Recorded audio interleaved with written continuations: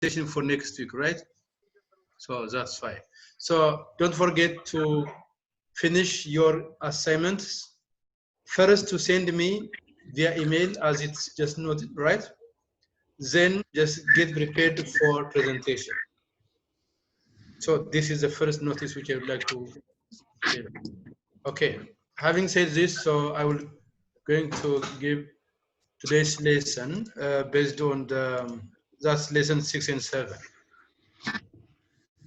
In the first section, we are going to see the revival of monasticism in the church schools, right? Revival of monasticism we'll discuss.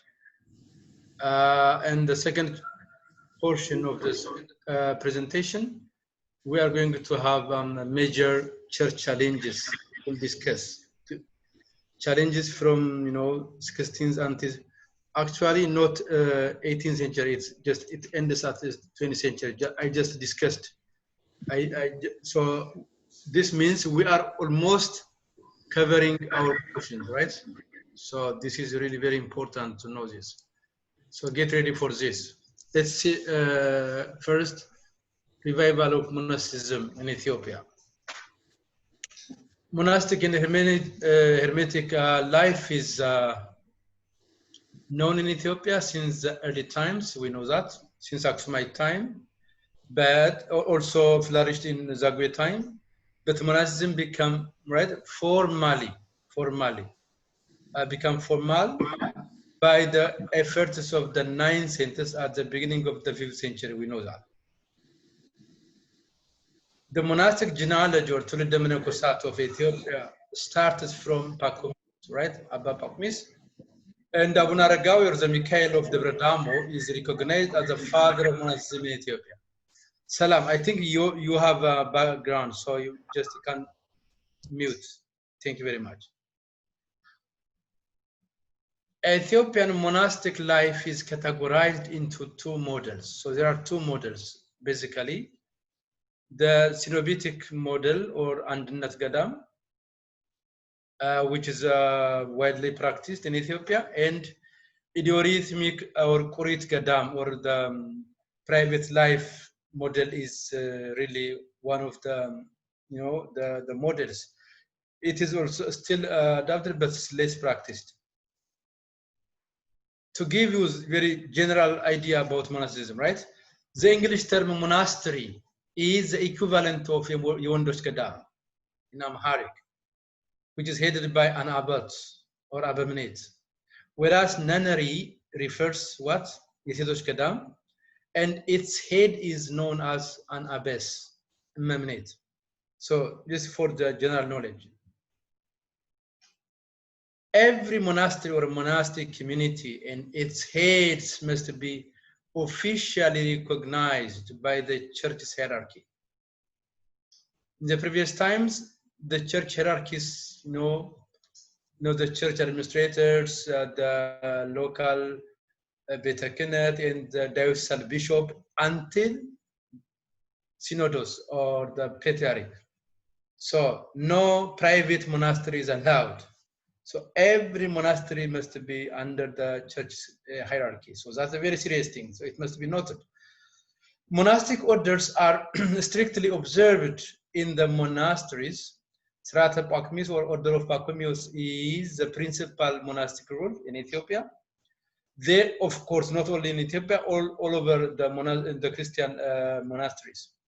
There are additional monastic and ascetic guidelines in Ge'ez, such as መጽሐፍተ መነኮሳት ማሪሳቅ አረጋዊ መንፈሳዊ Flexius. There are also ገነተ መነኮሳት ዜና አበው, right? Most of these texts are studied by Victor Arras under Cisco Corpus Scriptorum Christianorum Orientalum series from 1963 until 1984. So these texts are published and translated into in academia. Srata Mahabar or a monastic order can be issued by every monastery or nunnery based on the Kidam, the founder of given to the founder, right? given to the founder of the monastery. So that's very important. As far as the locations are concerned, guess what? In Aksumite period, basically located on what? In flourished on northern Ethiopia, Tigray, and the current Eritrea. In the Zagwe period, expanded towards further south from Aksum, from south side of Aksum.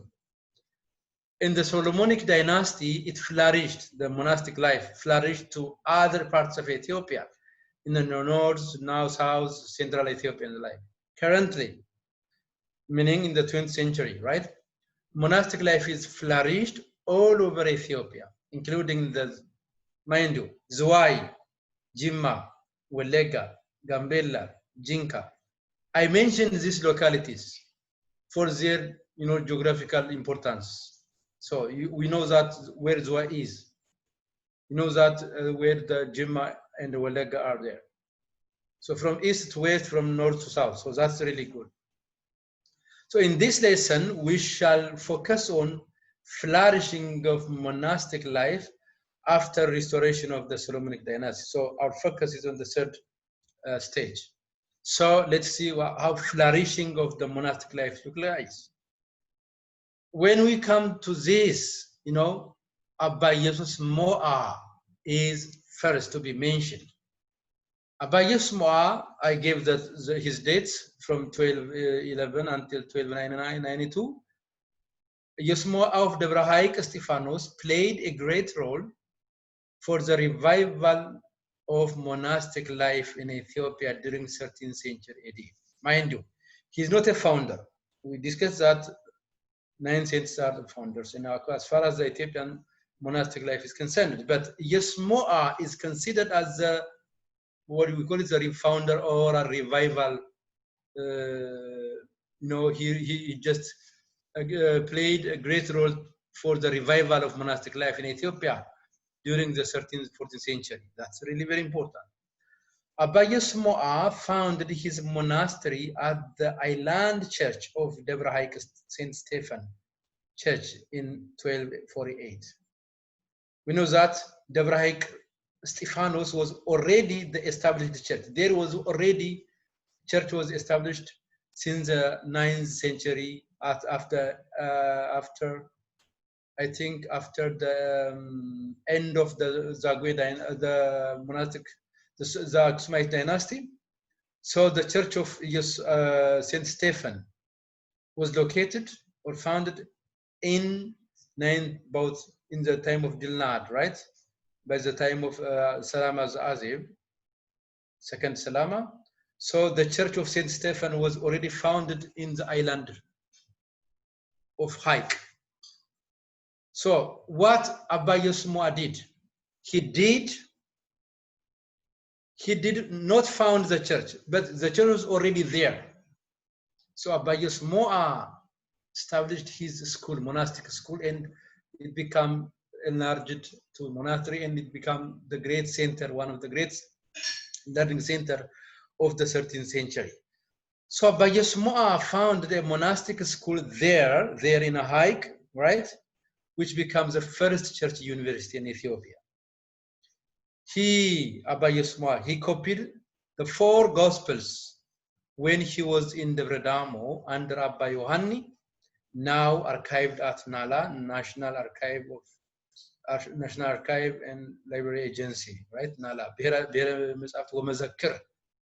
The Amharic title of this abbreviation is Biherawi Mitzvot Wamazakir, near to the Biherawi, right? So it is now archived physically. This monastic. This is a copy, by the way. This is a copy, the photograph of the original Wangel of Abba Yosmoa, copied by himself, Abba Yosmoa, in which time? In which year? In 1248 or around that. And he copied the Arbat Wangel, right? And now it's microfilmed under the code number of EMML 1832. So this is the first copy of the first page of the Yosmoa Gospel. So, Gospel next to the Garima Gospel, right? We know that the Garima Gospel is the first gospel. This is one of the second oldest existing gospel of Abba Yesmoa. So this is the picture of Abba Yesmoa, and this is the gospel. Okay. Many great church fathers studied under Abba Yesmoa and founded their own monasteries, you know. So Yesmoa is really lucky, and his contribution is really unique, very unique, because we have everybody was after attending from him, so they were able to found their own monasteries. So I will discuss some of them. The prominent church fathers who were disciples of Abba Yesmoa are, right, Abba Abuna Teklai Hayimanot, we know that he founded Debre Libanos. Abba Hirut Amlak founded Daga Stephanos. Abuna Aaron Zadaret, okay, he founded Debre Daret. Abba Gebre Nazrawi, Abba Betzalote Mikael, the very, very famous and great monastic figure of the 13th century. Abba Betzalote Mikael is great. Abba Begu'u, we know that he's a very, very famous another saint of who was the disciple of Abba Yesmoa, and Abba Hirut Amlak. Abba Hirut Amlak. All these fathers are great, and they played a great role as far as the monastic revival of Ethiopia in the medieval Ethiopian is concerned. So that's really great. Debre Haik St. Stephen Monastery is a crucial religious center of Ethiopia, especially after the 14th century AD. We know that Abba Georgis of Gasicha was one of the disciples of Debre Haik Monastery in the 15th century. So Haik Monastery or Haik Gadam, right? Now it's located where? In the southern Wollo Diocese, right? Just in next to Dase, not very far from Dase. The way to Gishen Mariam, I think almost all of you know it, or most of you already visited it. So it is really, really great. And that Yesmoa Monastery, or the Monastery of Haik, is really great. And the contribution of Abba Yesmoa is great and very, very unique. Next to him, Abba Teklai Hayimanot or Abuna Teklai Hayimanot is there. Abuna Teklai Hayimanot, I gave you that his time, right? 1215 until 1330, right? After attending his religious trainings from Abba Yesmoa in Debre Haik, then Abba Teklai Hayimanot or Abuna Teklai Hayimanot founded Debre Aswo Monastery in Shawa, which later named Debre Libanos. But as you all know, I hope, Debre Libanos is a later name of Debre the Gadam, or the monastery. So the monastery originally was named not Debre Libanos, but named was Debre Aswo. You know, I think every one of you are aware of this. So that is the very great foundation or contribution of Abba Abuna Teklai Hayimanot. Abuna Teklai Hayimanot was popular in evangelizing Ethiopia, especially the southern part of the country. You know, Abuna Teklai Hayimanot, you know, this is a very popular icon of him. So it is really great. And this is a manuscript. This is a picture of the icon or the, you know, the painting of Abuna ገብረ መንፈስ ቅዱስ. And this one is Abuna Teklai Hayimanot. Abuna Teklai Hayimanot normally with he's one-legged and is winged, right? And Abuna ገብረ መንፈስ ቅዱስ is just, you know, he's a full hairy. He has a full hairy, all right, all over his body was covered with hair, and he was attended by 120 wild beasts, you know, tigers and leopards. So these were the Abuna ገብረ መንፈስ ቅዱስ. So by the way, Abuna ገብረ መንፈስ ቅዱስ and Abuna Teklai Hayimanot were contemporary. Because, you know, ገብረ መንፈስ ቅዱስ lived here in Ethiopia more than 262 years. So Abuna Teklai Hayimanot lived nearly 1 century or 100 years. So Abuna ገብረ መንፈስ ቅዱስ was already 100 and plus years after even the days of after the demise of Abuna Tekle Haimanoth. So Abuna ገብረ መንፈስ ቅዱስ and Abuna Tekle Haimanoth, or Takliye and Awiye, were contemporary, right? Popular in evangelization, that's really great. According to Gerle Tekle Haimanoth and also Drsan Urael, he assigned his what? His 33 disciples to different parts of Ethiopia for evangelization. So that was great. Abuna Tekle Haimanoth's 12 disciples were prominent preachers of medieval Ethiopia. So all the 12 apostles, all the 12 disciples of Abuna Tekle Haimanoth were, assigned, especially after the days of Abuna Tekle Haimanoth. The bishop of Ethiopia named Abuna Yaakov assigned 12 disciples of Abuna Tekle Haimanoth to preach all over Ethiopia. So he assigned them, just like the 12 apostles of Christ. So Abuna Tekle Haimanoth was really great. That's why Abuna Tekle Haimanoth is considered as the founder of the Ethiopian bishopric see, as we all know. Because his contribution is really great. Most of his disciples, most of the disciples of Abuna Tekle Haimanoth found monasteries in Ethiopia.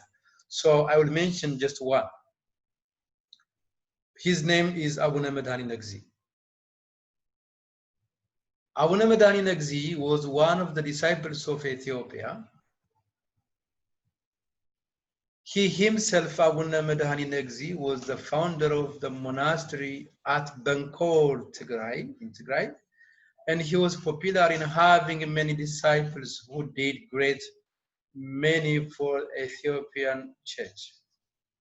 So Abuna Medhani Nagzi was the disciple of Abuna Tekle Haimanoth. By the way, can you let me just stop here sharing, and let me ask every one of you to mention some of the names of Abuna Tekle Haimanoth's disciples. የአቡነ ተክለ ሃይማኖት ደቀ መዛሙርት ከሚባሉት የምታስታውሷቸው አሉ? Just I mentioned you just his one of the names. መድኃኒ ነግዚ, one of the students of Abuna Tekle Haimanoth. So Abuna Tekle Haimanoth are many disciples. So Drsan Urael and Gerle Tekle Haimanoth mentioned the name of 33 disciples of Abuna Tekle Haimanoth. But among us, those 33, the 12 are really very important, very prominent. So I'm asking you, can you remember one of the names or some of the names from the disciples of Abuna Tekle Haimanoth? I'm asking you. Please unmute yourself and just say, if anyone. Abuna Eustathos? No, Abuna Eustathos, no, it was not. Anyone? Abuna Philippos, maybe. Yes, Abuna Philippos. Yes, Abuna Philippos.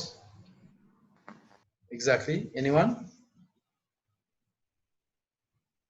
Philippos of Debre Libanos, there are many Philippos. Okay. Anyone? Please go ahead. Go ahead.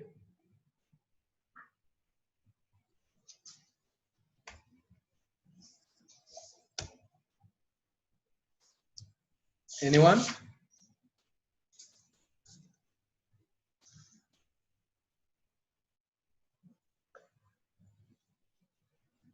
Okay. Okay. So you just read by yourself. All right?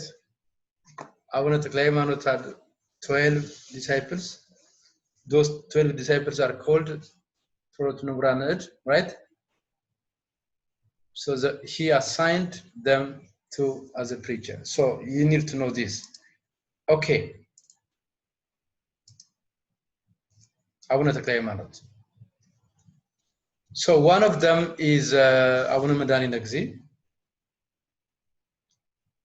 He was one of the disciples of Takliye or Abuna Tekle Haimanoth, Medhani Nagzi. He's from Tigray. He is the founder of Debre Benkol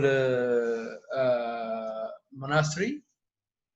And he uniquely, he had many disciples who did many things for Ethiopia. He was the teacher of the 7 monastic stars. It's called ሰባት ከዋክብት የሚባሉት, right?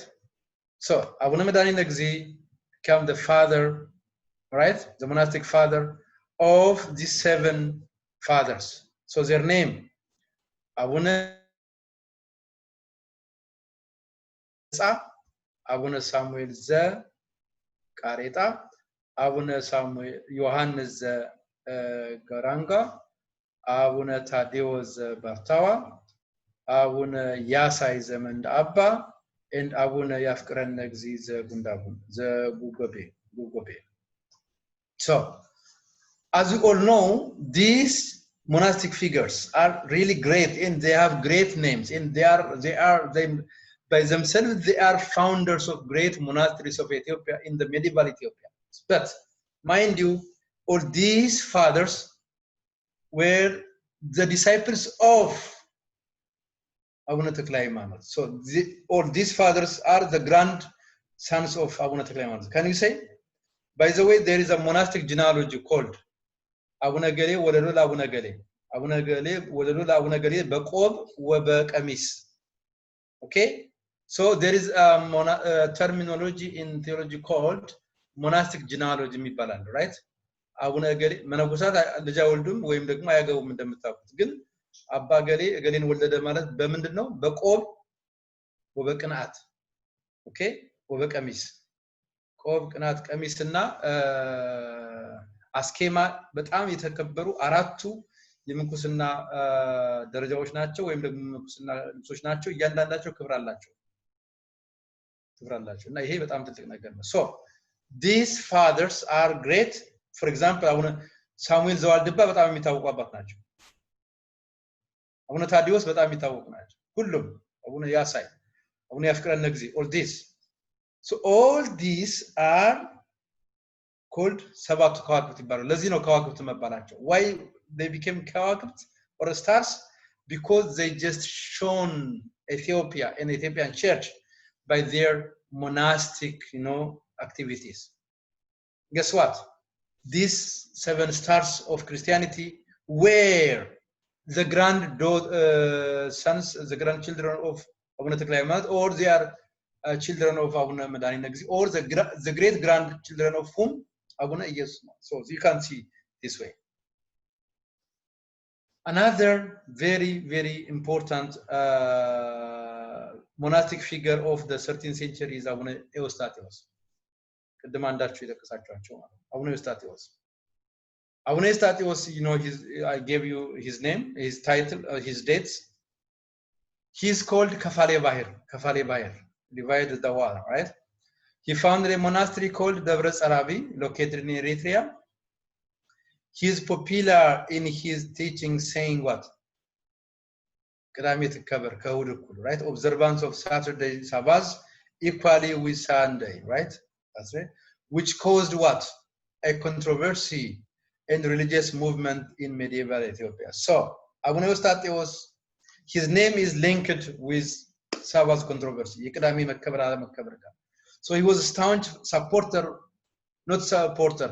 He was a promoter of the observance of Kadami or Saturday as equal Sunday. So Bete Eustathios against Bete Tekle Haymanot. So he had many disciples like Buruk Amlak Zedebrako, Thomas Zekorera, Aaron Zegelila, Absari Zedebra Mariam. All these church fathers were the disciples of Abuna Eustathios. He self-exiled to Armenia via Egypt and died there after 14 years of stay, right? So Abuna Eustathios has a follower. His followers are named Bete Eustathiosauyan. Abuna Absadi of Debre Mariam, this one, right? Abuna Absadi of the Debre Mariam succeeded Abuna Eustathios as the leader of that movement, or that Eustachian movement. So he is just Eustathios. Another monastic figure of the 15th century is called Abba Stephanos. I think every one of you just are aware of this name. Abba Stephanos or Abba Stifa, or he was a 15th century monk. He founded the monastery of Gundagundo at Tigray. He He founded the Stephanite movement, which refused the veneration to Saint Mary.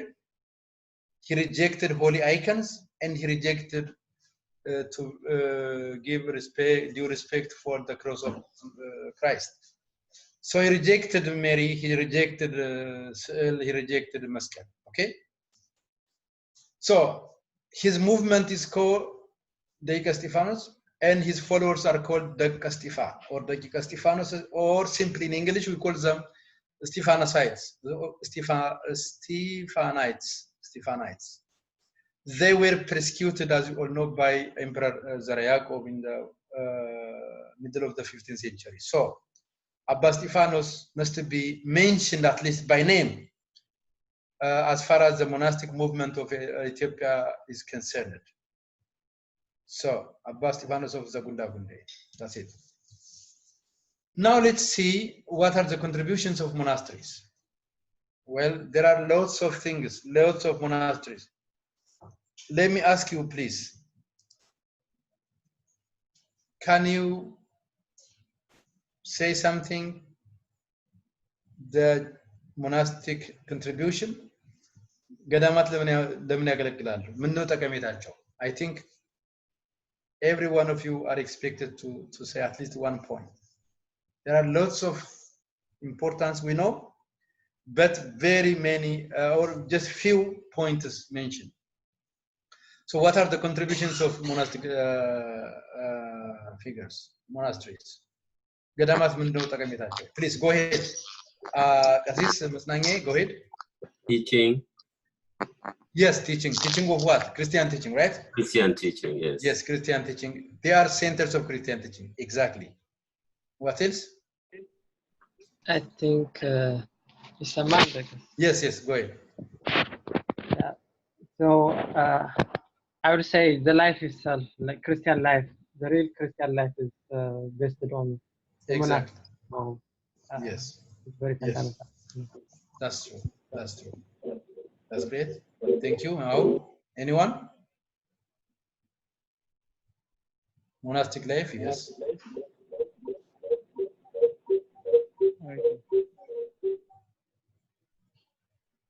Anyone? What do you think about? Go ahead, please. Can we also? Yes. Can we also say they are the reservoirs, or the keepers of the church resources and teaching? And in time of crisis like war, we can mention the time of Muhammad Grant. They were the ones who defended the church in terms of keeping the books and all that. I hear some echo that I had more. Yeah, there is some echo, but I think I got your point. Thank you. You made your point. Thank you. Anyone?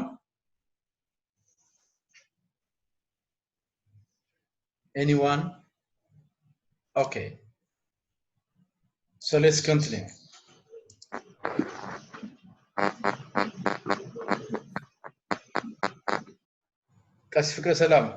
Okay. Well, monasteries have immense contributions, right? The major contributions are, they are centers of religious learning.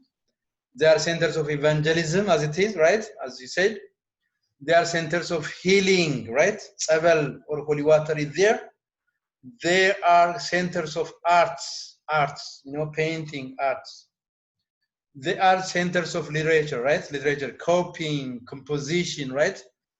ገዳማት ውስጥ ነው ጽሁፍ ያለው በነገራችን ጽሁፍ ስዕል all these are from monasteries. They are centers of spiritual pilgrimage, as you all know. ለገዳማት በረከት ለማግኘት ቅድም እንዳልነው ህይወታቸውንም ለመባረክ እንሄዳለን እና spiritual pilgrimage is one of the contributions of the monastic life. So everyone flocks from his or her own place towards what? Toward the monastic communities or towards the monasteries to get spiritual blessings as a spiritual pilgrimage. That's great. Another very important one, They served as royal camps, by the way. They served as royal camps. Most of the Solomonic dynasties, the Solomonic royals, right, royal families, they attended these monastic schools. So they were royal camps, right? የነገስታቱ ልጆች ቤተሰቦች እዛ ይቀመጣሉ። In the meantime የገዳሙን ትምህርት ይማራሉ። ስለዚህ ስርዓተ ገዳሙን አውቀው so they served as what? Royal camps. Another very important thing is what they promote integration of social and cultural life. I think you mentioned this point. The cultural integration of what? Social and cultural life. Producing handicrafts. በቃ የእጅ ጥበብ በጣም አለ። የእጅ ጥበብ የእጅ ጽሑፍ Another very important contribution of this monastic life is what? They are repositories of heritage. The church and the royal gifts are there, so it's really very important to know.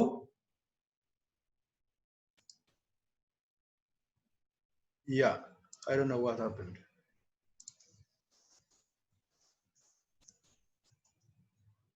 Okay. Can you hear my? Can you see my screen? No. No.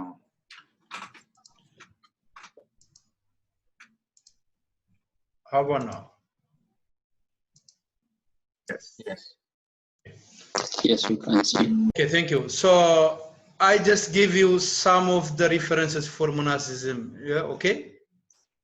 ለሁሉም የምንኩስና ታሪክ ሳይሆን አትሊስት ለተነጋገርንባቸው አባቶችና ታሪክ references on medieval Ethiopian monasticism, right? So there are lots of books, but these three are really very important. Of course, ነቃ መጽሐፍት also it's very very important. So ነቃ መጽሐፍት from page 99 to 212, I think most of 80% of the ነቃ መጽሐፍት is dedicated for monastic life and Gerlat, so it is really very, one of the objectives of the Naka Masaft is to deal this type. Okay, so just read that one. But these three are I think very important. Aratwa Yelan, the book of our brother, the Daniel Kibret is really great. I really appreciate. One of the greatest, very very foundational sources we have published is Aratwa Yelan. Aratwa Yelan, it mentioned, it discusses what? The forefathers, like what? በጸሎተ ሚካኤል, Abuna Philippos, Abuna Anoreos, and Abuna Aaron. Okay? So, Abuna በጸሎተ ሚካኤል, which I mentioned as one of the students of Abba Yusma. Remember? So, Abuna Philippos is a student of the disciple of Abuna Tekle Haymanot. Okay? And Abuna Aaron Zadaret, I mentioned also as a student of him, and also Abuna Anoreos. So Daniel Kibret discusses all these fathers. Interestingly, all four fathers are our topic, right? They are great monastic figures of medieval Ethiopia. Okay, perfectly. And furthermore, he discusses, I think, a separate chapter about the development of or the revival of monasticism or monastic life in Ethiopia during the medieval life. I really appreciate. So please read, worth to read. I think most of you may have this book, I guess. I strongly recommend to read this. Another book of him is Ethiopiawi Surafi, which he published last year, right? Exactly, I think the same last year. During the month of, I don't know, which month, I don't know. Anyway, so last year in 2011, he published this book. That was really great. Can you imagine? It's one of 1,000+ pages. And that Ethiopiawi Surafi is Abuna Tekle Haymanot. So I think you may have this book, and it is really, really one of the monumental works of him. And it's great not only to know about the biography of Abuna Tekle Haymanot, but also to discuss how the medieval Ethiopian history, how the related Ethiopian history was look like. So that's really recommended. Another book by very renowned professor, I think most of you know him, is the book of our Professor Getachew Haile, titled ደቂቀ እስጢፋኖስ በሕግ አምላክ. So he gave በሕግ አምላክ just his own title, but ደቂቀ እስጢፋኖስ is the movement. Stephanites is the ደቂቀ እስጢፋኖስ, and he discussed the ገድለ አብ አሃው, which is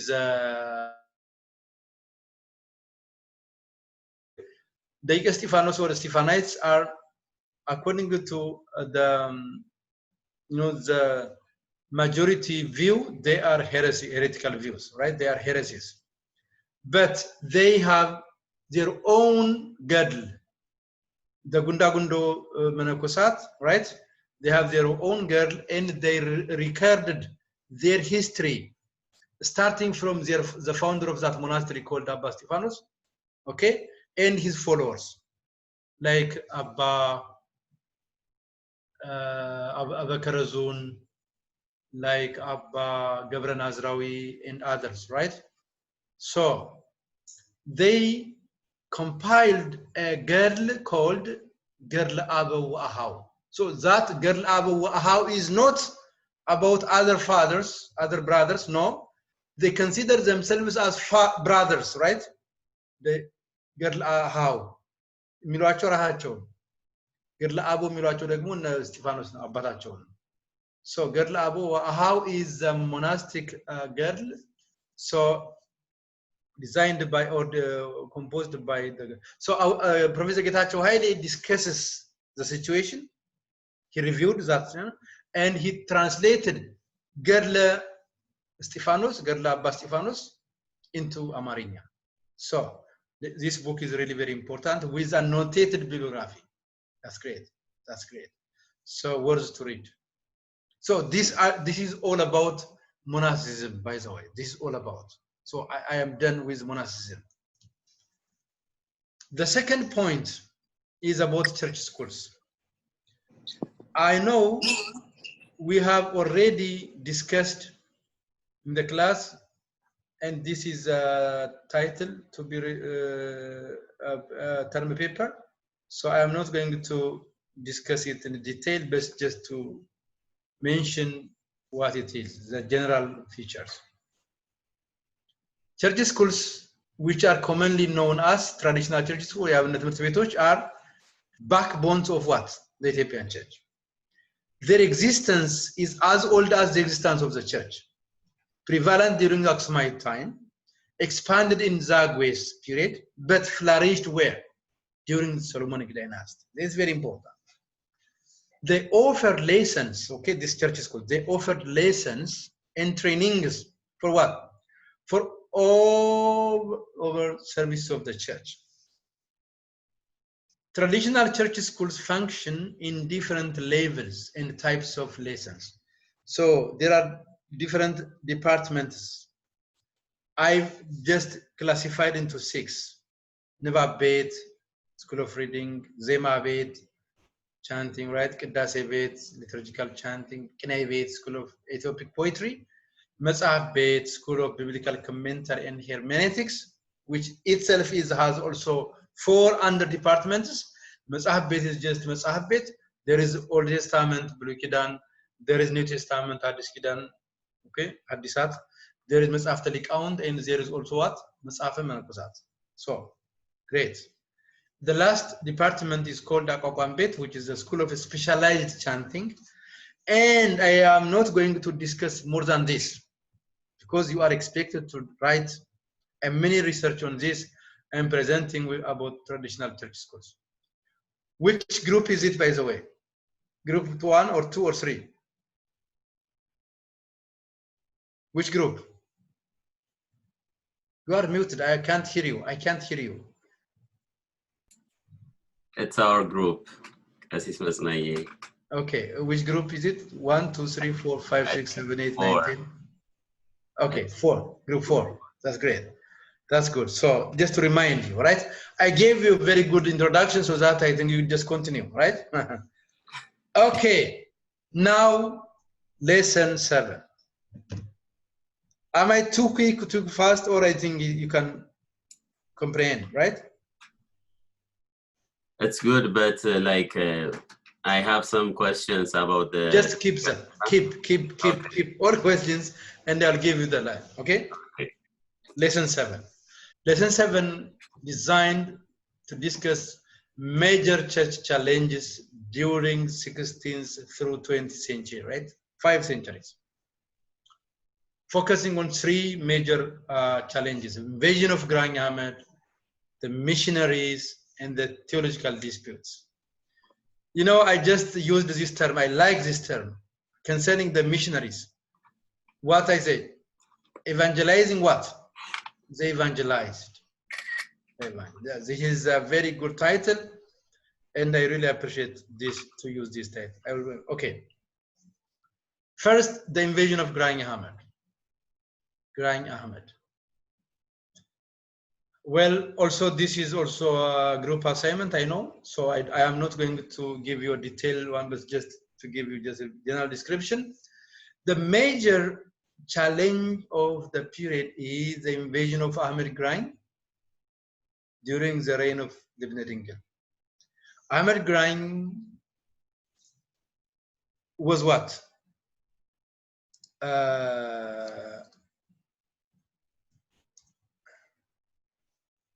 Supported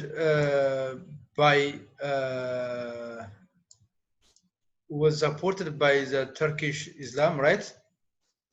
Ahmed Grain was supported by the Ottoman Turks, also with Somali and Arabs, and what resulted huge devastations in Ethiopia. We all know this. It's a really sad story. So Ahmed Grain was not only him, just as we see just even today, right? You know, the Islamic world they just give fuel for the fire, right? So that, you know, to return, because Ethiopia is the land of Christianity.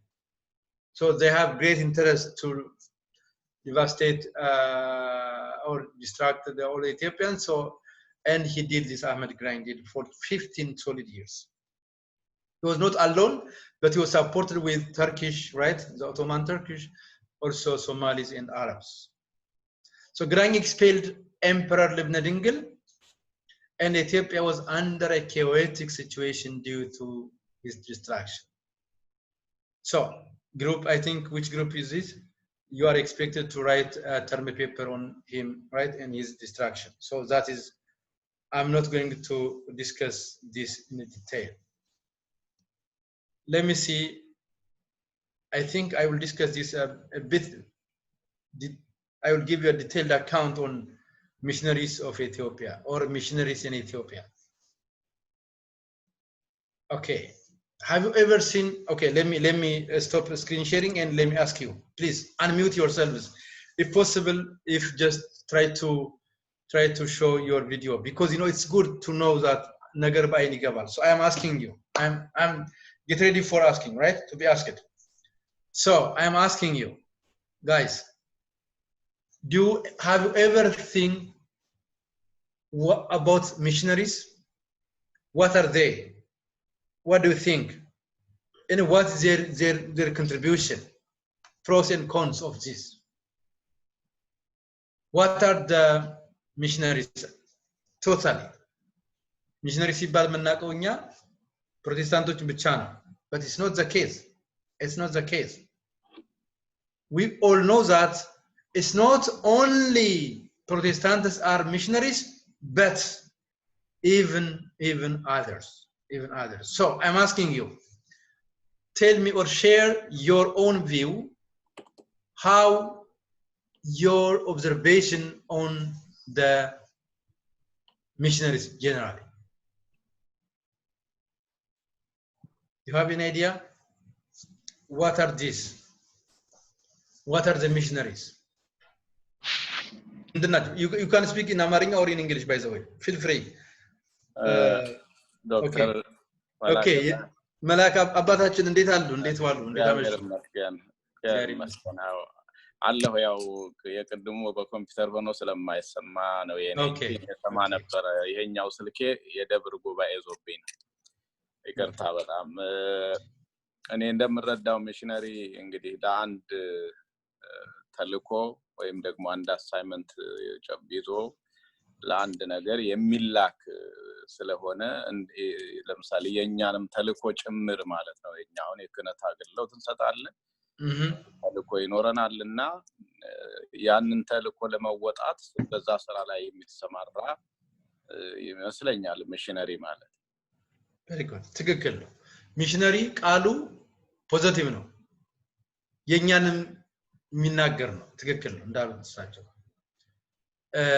ችግሩ ግን ለጥፋት ሲውል ሌሎቹ ወደ ለጥፋት ሲያረጉት የሚያዘዘን ነው ሁሩ ወማሩ ነው ነገሩ ሁሩ ወማሩ ነው ግን ሌሎቹ በጥፋት ሲተረጉሙትና ሲቀስጡ ግን እሱ ነው የሚያሳዝነው መቀሰጥ የሚለው ተርም በጣም ወርከብ ነው so what do you think እሺ እንታ መጽናኛ ይሄንን እንግዲህ በተለይ በዚህ በአፄ ዮሐንስ ዘመን ላይ የነበረ አንድ አባባል ደስ የሚለኝ የቤተክርስቲያን ታሪክ ላይ ብፁዕ አቡነ ጎርጎርዮስ የጻፉት አጻጻፍ አለ እነዛ ሁለት ካቶሊካውያን በመጡ ጊዜ ካቶሊኮች መተው ሲያስተምሩ ልናስተምር መጣን ብለው ሲሏቸው በየት በኩል መጣችሁ ማን ልታስተምሩ መጣችሁ አይ እዚህ ያሉትን ሙስሊሞች ለማስተማር መጣን ብለው ሲሏቸው በሊቢያ በግብጽ በኩል አልፋችሁ ክርስትናን ለማስተማር ወንጌላዊውን ወንጌል ለማስተማር መጣችሁ ሆይ እና እነ ሊቢያና እነ ግብጽን ስታልፉ እንዴት ነበር ብለው ያሉበት ነገር በጣም እንትን ይለያልና ሁሉ ጊዜ የሚቆጨኝና ሳይሆንልን ቀረ እንደውም በጥያቄም ከዚህ በፊትም አማነሳው የነበረው የብፁዕ አቡነ ተክለ ሃይማኖት ሲመት ሰማያዊ ነበረ ግን ጳጳስ ሲመጣ እሳቸው ከትህትና አኳያ አሳልፈው የሰጡበት መቀጠል የነበረበት አይነት ነገር ቤተክርስቲያን ብዙ ልትሰራበት የሚገባው እነ ቅዱስ ያሬድ የሄዱበት አስተምሮ ቀደምም የተነገረን ከሰሜን እስከ ደቡብ ከምስራቅ እስከ ምዕራብ የተሄደው ጉዞ ነው እንግዲህ ለኛ የነበረውና ከዛ ወተን ግን ይሄንን ነገር ለሌሎቹ መስጠታችን ሁሉ ጊዜ የሚቆጨኝ ነውና እዚህ ሀገር ላይ ደግሞ የኛ መምህር አሉ አሁን ማገለግልበት ደብ የኛን ሰዎች ሀገራችን መተው እንደወሰዱ የነሱን ሰዎች እዚህ ሀገር መተን መውሰድ አለብን ይላሉና በዚህ መናገር አለብን ይላሉና ይሄንን ሁለቱን ነገር እንተንላለው ረዳል ነው በጣም ግሩ ነው ያሉት ቅድም ኢቫንጀላይዝ ያልኳችሁ ነው ኢቫንጀላይዝ ማለት የተሰበኩትን መስበክ መቀሰጥ ነው እንጂ ሌላ ምንም አይደለም እስላሞችን ይያሉ ለምንፋቸው መጣቸው የሚለው ትክክል በጣም ጥሩ ነው ሌላስ so what do you think እሺ ጌታው ወንድማችን ክርስቶኛ አባታችን ማለት የሚሽነሪ የሚለው ቀደም ጥሩ አድርገው ያስቀምጣው በእኛ ሀገር ፈርጀ ብዙ ኔጌቲቭ ነገር ነው ይዞ የመጣው ለምሳሌ አንደኛው ትልቁ ምክንያት ነው ብዬ የማስበው ሀገራችን ቀኝ ግዛት ባለመገዛቷ ስለዚህ በሌላ መንገድ መምጣት ነበረባቸው በፍለፊት ጦርነት ስላልተሳካ ማለት ነው እና ይሄ ከጣሊያን ሽንፈት በኋላ በዛ መልኩ መጥተው ብዙ አይነት ስራዎች የተሰራበት ታሪኮች አሉ እሱ አንዱ ነው ሁለተኛው በአጠቃላይ የዚህ የመናፍቃኑ ዓለም ወይም ደግሞ ኦርቶዶክስን የሚቃወሙ ሀገሮች የተለያየ ስልት ነው በካቶሊክም ይመጣሉ በፕሮቴስታንት መልክ ይመጣሉ ዞሮ ግን የሁሉም እንትን ቤተክርስቲያኒቷን ማዳከምና የነሱ ትምህርት ይፈልጉበት ሁኔታ ነውና በዛ መልኩ ነው አንዱ thank you ግሩም ነው በጣም ትክክል ፐርፌክት ነው thank you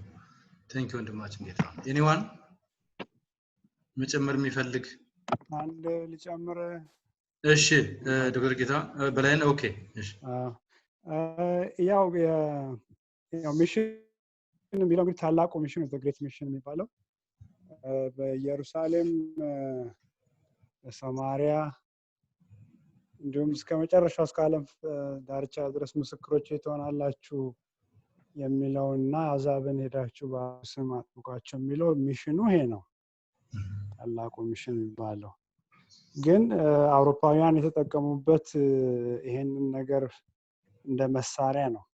መጀመሪያ ወራሪው ጦር ወይንም ደግሞ ኮሎናይዝ ማድረግ የሚፈልጉትን ሀገር አስቀድሞ ሚሽነሪ ልከው ያው ሪኮናይዛንስ ሰርቬይ አድርገው ሀገሩን መግቢያውን መውጫውን ስነ ልቦናውን ከሰለቡ በኋላ ያው ጦሩ ወይንም ደግሞ ኮሎናይዝ የሚያደርገው ይመጣል ማለት እና እንደ መሳሪያ ተጠቀሙበት ስለሆነ it's a great mission for them. ሚሽኑ ያው ሀገራቱን መቆጣጠር ነው ግን it's not a great mission for Christianity. that's the saddest story. ትክክለኛው ሚሽነሪ የዘጠኙ ቅዱሳን ነው። ትክክለኛ ሚሽነሪነት ሀገራቸውን ዘመዳቸውን ሁሉም ነገር ጥለው እግዚአብሔርን ወንጌል መንግስት ለማስፋፋት የመጡት የነሱ ትክክለኛ ሚሽነሪነት ነው ብዬ አምናለሁ።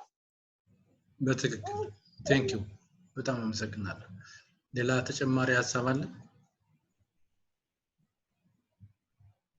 ኦኬ ምናልባት እሺ ዲያቆን ይርጋ ያው ያላቋረጠ እንደሆነ እስካሁን ድረስ የቀጠለ መሆኑንም እንደበዛው እንደሚገባው በተለይ ደግሞ በአሁን ሰዓት በተለያዩ በእርዳታ ሰበብ ይሄንኑ ተልእኮ የሚፈጽሙ አሁንም ድረስ እንዳላቋረጡ እንድናቅ ነው።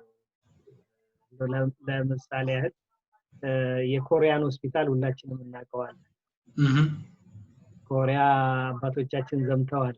ለዛ ምላሽ አይነት ነው የሚመስለው ማለት ነው የተቋቋመው።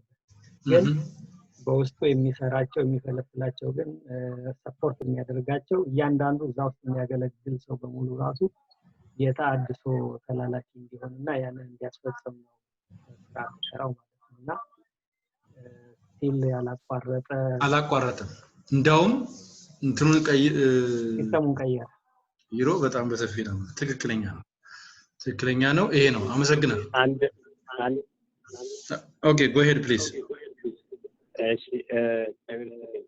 Most of the points were discussed, but when it comes to the Ethiopian case,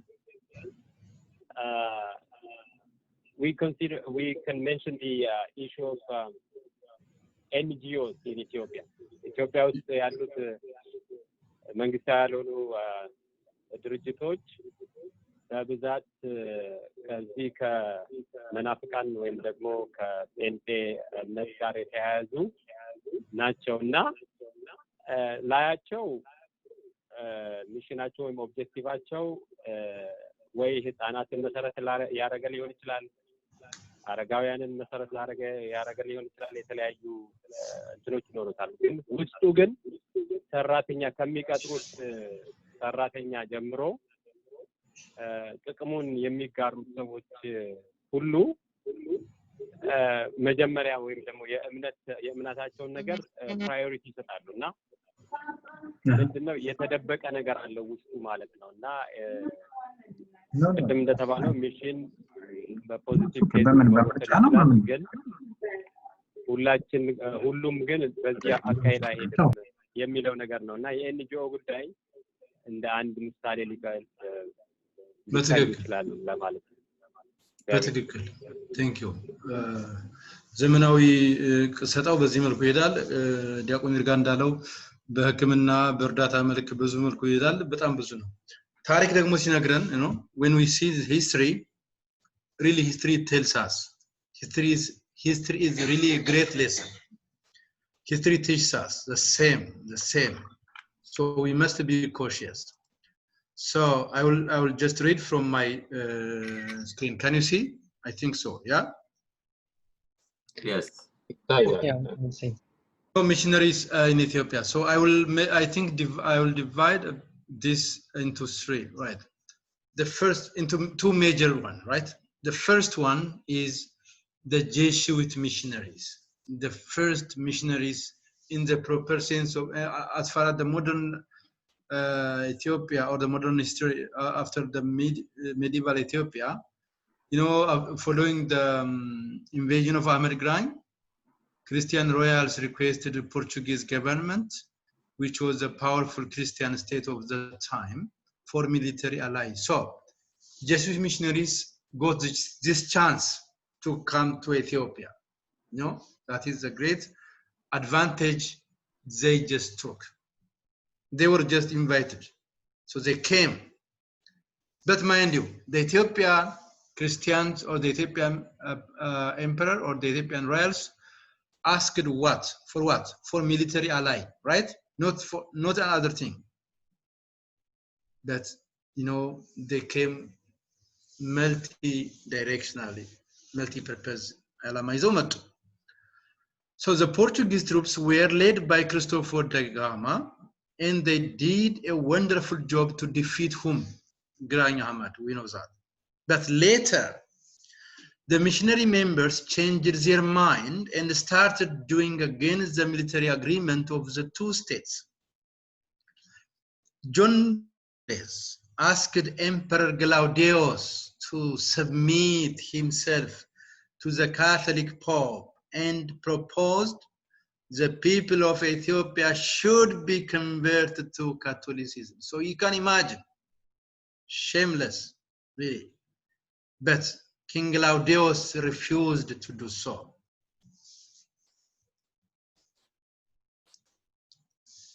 Jesuits were unhappy with the stand of the Ethiopian emperor and the people. They forced the people and declared to rebaptize the Ethiopian Orthodox Church people.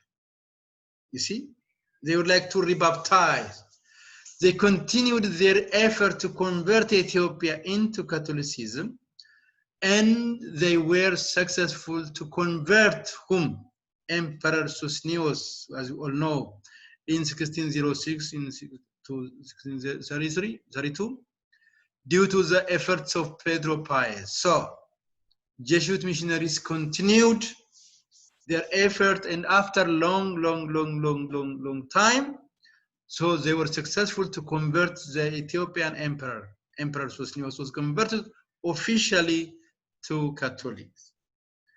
When Pedro Paez was died in 1622, Alfonso Mendes was assigned as a Catholic head for the Ethiopian movement. Can you imagine? So, in the Papa Ethiopia, a Catholic manver was so Pedro Paez was founder. When he was died in 1622, Alfonso Mendes was assigned to lead that movement, to lead that Catholic case of the Ethiopian movement. So priests were asked to be reordained, and churches were reconsecrated by Alfonso Mendes, according to the Catholic order. That's really sad. It's really sad. Church people, priests, monks, laities, and all people were asked to be rebaptized and defended their faith and renounced Catholic faith. So Christians, our fathers, our forefathers, they were really brave. They were great. And they refused and they renounced Catholicism. The situation was drastic. And guess what? More than 6,000 Christians became martyrs, right? They became martyrs. Finally, Fasil came to power in the place of his father Susnius in 1632, and he expelled all Catholics from Ethiopia. So you can imagine Fasil gave a relief for that bad situation. So the decision of Emperor Fasil is called a closed door policy. I think we discussed this last week, which refused access for Catholics. No Catholics, no missionary, no Pente, no Catholic, no anything. So just closed door policy. Fasil Yingas, ሃይማኖት ይመለስ, Roma ሃይማኖት ትርከስ, ተዋህዶ ትመለስ, says the Ethiopian Christians, right? So that was the case. In later centuries, however, they came to Ethiopia with a different approach. So these Catholics, these missionaries were, expelled thanks to King Emperor Fasilides. So this is the first step.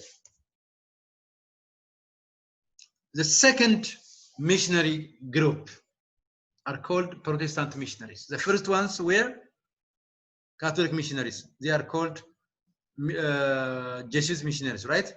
So now I will mention the Protestant missionaries. The first Protestant missionary in Ethiopian history is named whom? Peter. Peter Heiling, right? Peter Heiling, who was a Lutheran, lived in Ethiopia during Fasil's time, right? 1635 to 52. He worked as in Gondar area, by the way. He was a medical doctor and a lawyer by profession. So he was professionally accepted, you know, he was a medical doctor. He formed an association of brothers known as Evangelical Association, which laid a foundation for Mekane Jesus Church in 20th century. ተባርጉ በ1650ዎቹ ላይ የወንጌላውያን ህብረት የሚል ኢቫንጀሊካል አሶሲዬሽን የሚል ህብረት ነበር እንደ ጽዋ ማህበር ክርስቲያኖቹ እንደሚያደርጉት እሱ ደግሞ ጎንደር አካባቢ ያለው ጽዋ ማህበር አየና እሱ ለራሱ evangelical association ብሎ መሰረተ so that association evangelical association became what laid its foundation for what for Mekane Jesus in 20th century so here his brotherhood Christian association is called Manafiqan ደቁ ለጀርመን you know Ethiopians are really great so they gave him the name right Manafiqan ደቁሁም ለጀርመን heretics disciples of the German so Protestant missionaries then came to Ethiopia and evangelized the evangelized ones during what the time of Emperor Theodorus Emperor Johannes IV and Menelik II even Haile Selassie so Protestants or Penteos so-called Pentes they came to Ethiopia with different fashions, right? Even now, during the time of even our contemporary time, even the Derg time, even EPRDF time, you know, whatever. So they came to Ethiopia with different fashion, different you know, they give different name. It can be with NGO, it can be in the name of hospitals or you know whatever. So. But the end goal is what? Evangelizing what? They evangelized. So that's it. Prominent Protestant missionaries active in Ethiopia in 19th, 20th centuries are just categorized into two. I will just mention just two of them. And two great categories. The first one was the British Church Missionary Society, CMS, right? And the second one is the Swedish missionaries. So from the British Church Missionaries Society support, the great or the very popular missionaries sent to Ethiopia are Samuel Gobat. Do you know this name? Samuel Gobat, Isenberg Karl Wilhelm, Johannes Ludwig Kraft, and Martin Flood. Or these four great in the sense, you know, great missionaries for the Protestants. So Samuel Gobat from, you know, in the 18th century, Wilhelm in the 19th century, Kraft also in 1810, and Martin Flood until the time of Menelik even, right? In the time of Menelik. So they came basically originally or given a mission from British Church Missionary Society. ከዛ ሚሽነሪ ይወስዳሉ እንደምታዩቸው ጀርመኖች ምናምኖች ናቸው ብዙኞቹ ግን whatever ማዕከሉ ግን የሚላኩት ከእንግሊዝ የእምነት ቡድኖች ነው ማለት so British Church Missionary support የሚያደርጋቸው አሉ so these are really great missionaries of Ethiopian Protestant movement. The second one is the Swedish missionaries, Swedish missionary. So they first arrived at Metsuwa and expanded their mission. They distributed Amharic Bible with Martin Luther's teaching. They made Ethiopian converts. Guess what? Kawallega Onesimus Nasib የሚባለውን convert አደረጉት Onesimus Nasib. So ስለዚህ አሁን ወለጋ አካባቢ ወይም ዌስተርን ኢትዮጵያ they did their own mission. So this brother Onesimus he is able to preach their Protestant teaching or doctrine in Oromifa, in Orominya language. So they make Swedish missionaries ከነዛኞች ከብሪቲሽ በጣም እንትን ያለ አላማ ነበራቸው ማለት so that's so they did this and this is really great and we must know this so and they did this. They brought different challenges. We can summarize into this, right? Guess what? They did many things. Okay, I will just going to summarize very briefly, right? So that you know how smart they are. So they did something, but they were really you know they have a great so I will try to mention their unique advantage. I mean their unique evil way how to use or how to evangelize. So I will mention that in very briefly, right? So I will mention. Can you see my screen? Yes, right? So they brought what? Different challenges.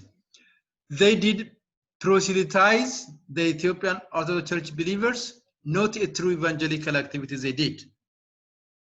So this is one challenge. Converted some clergies, you know, even kakanatum converted some clergies and church people.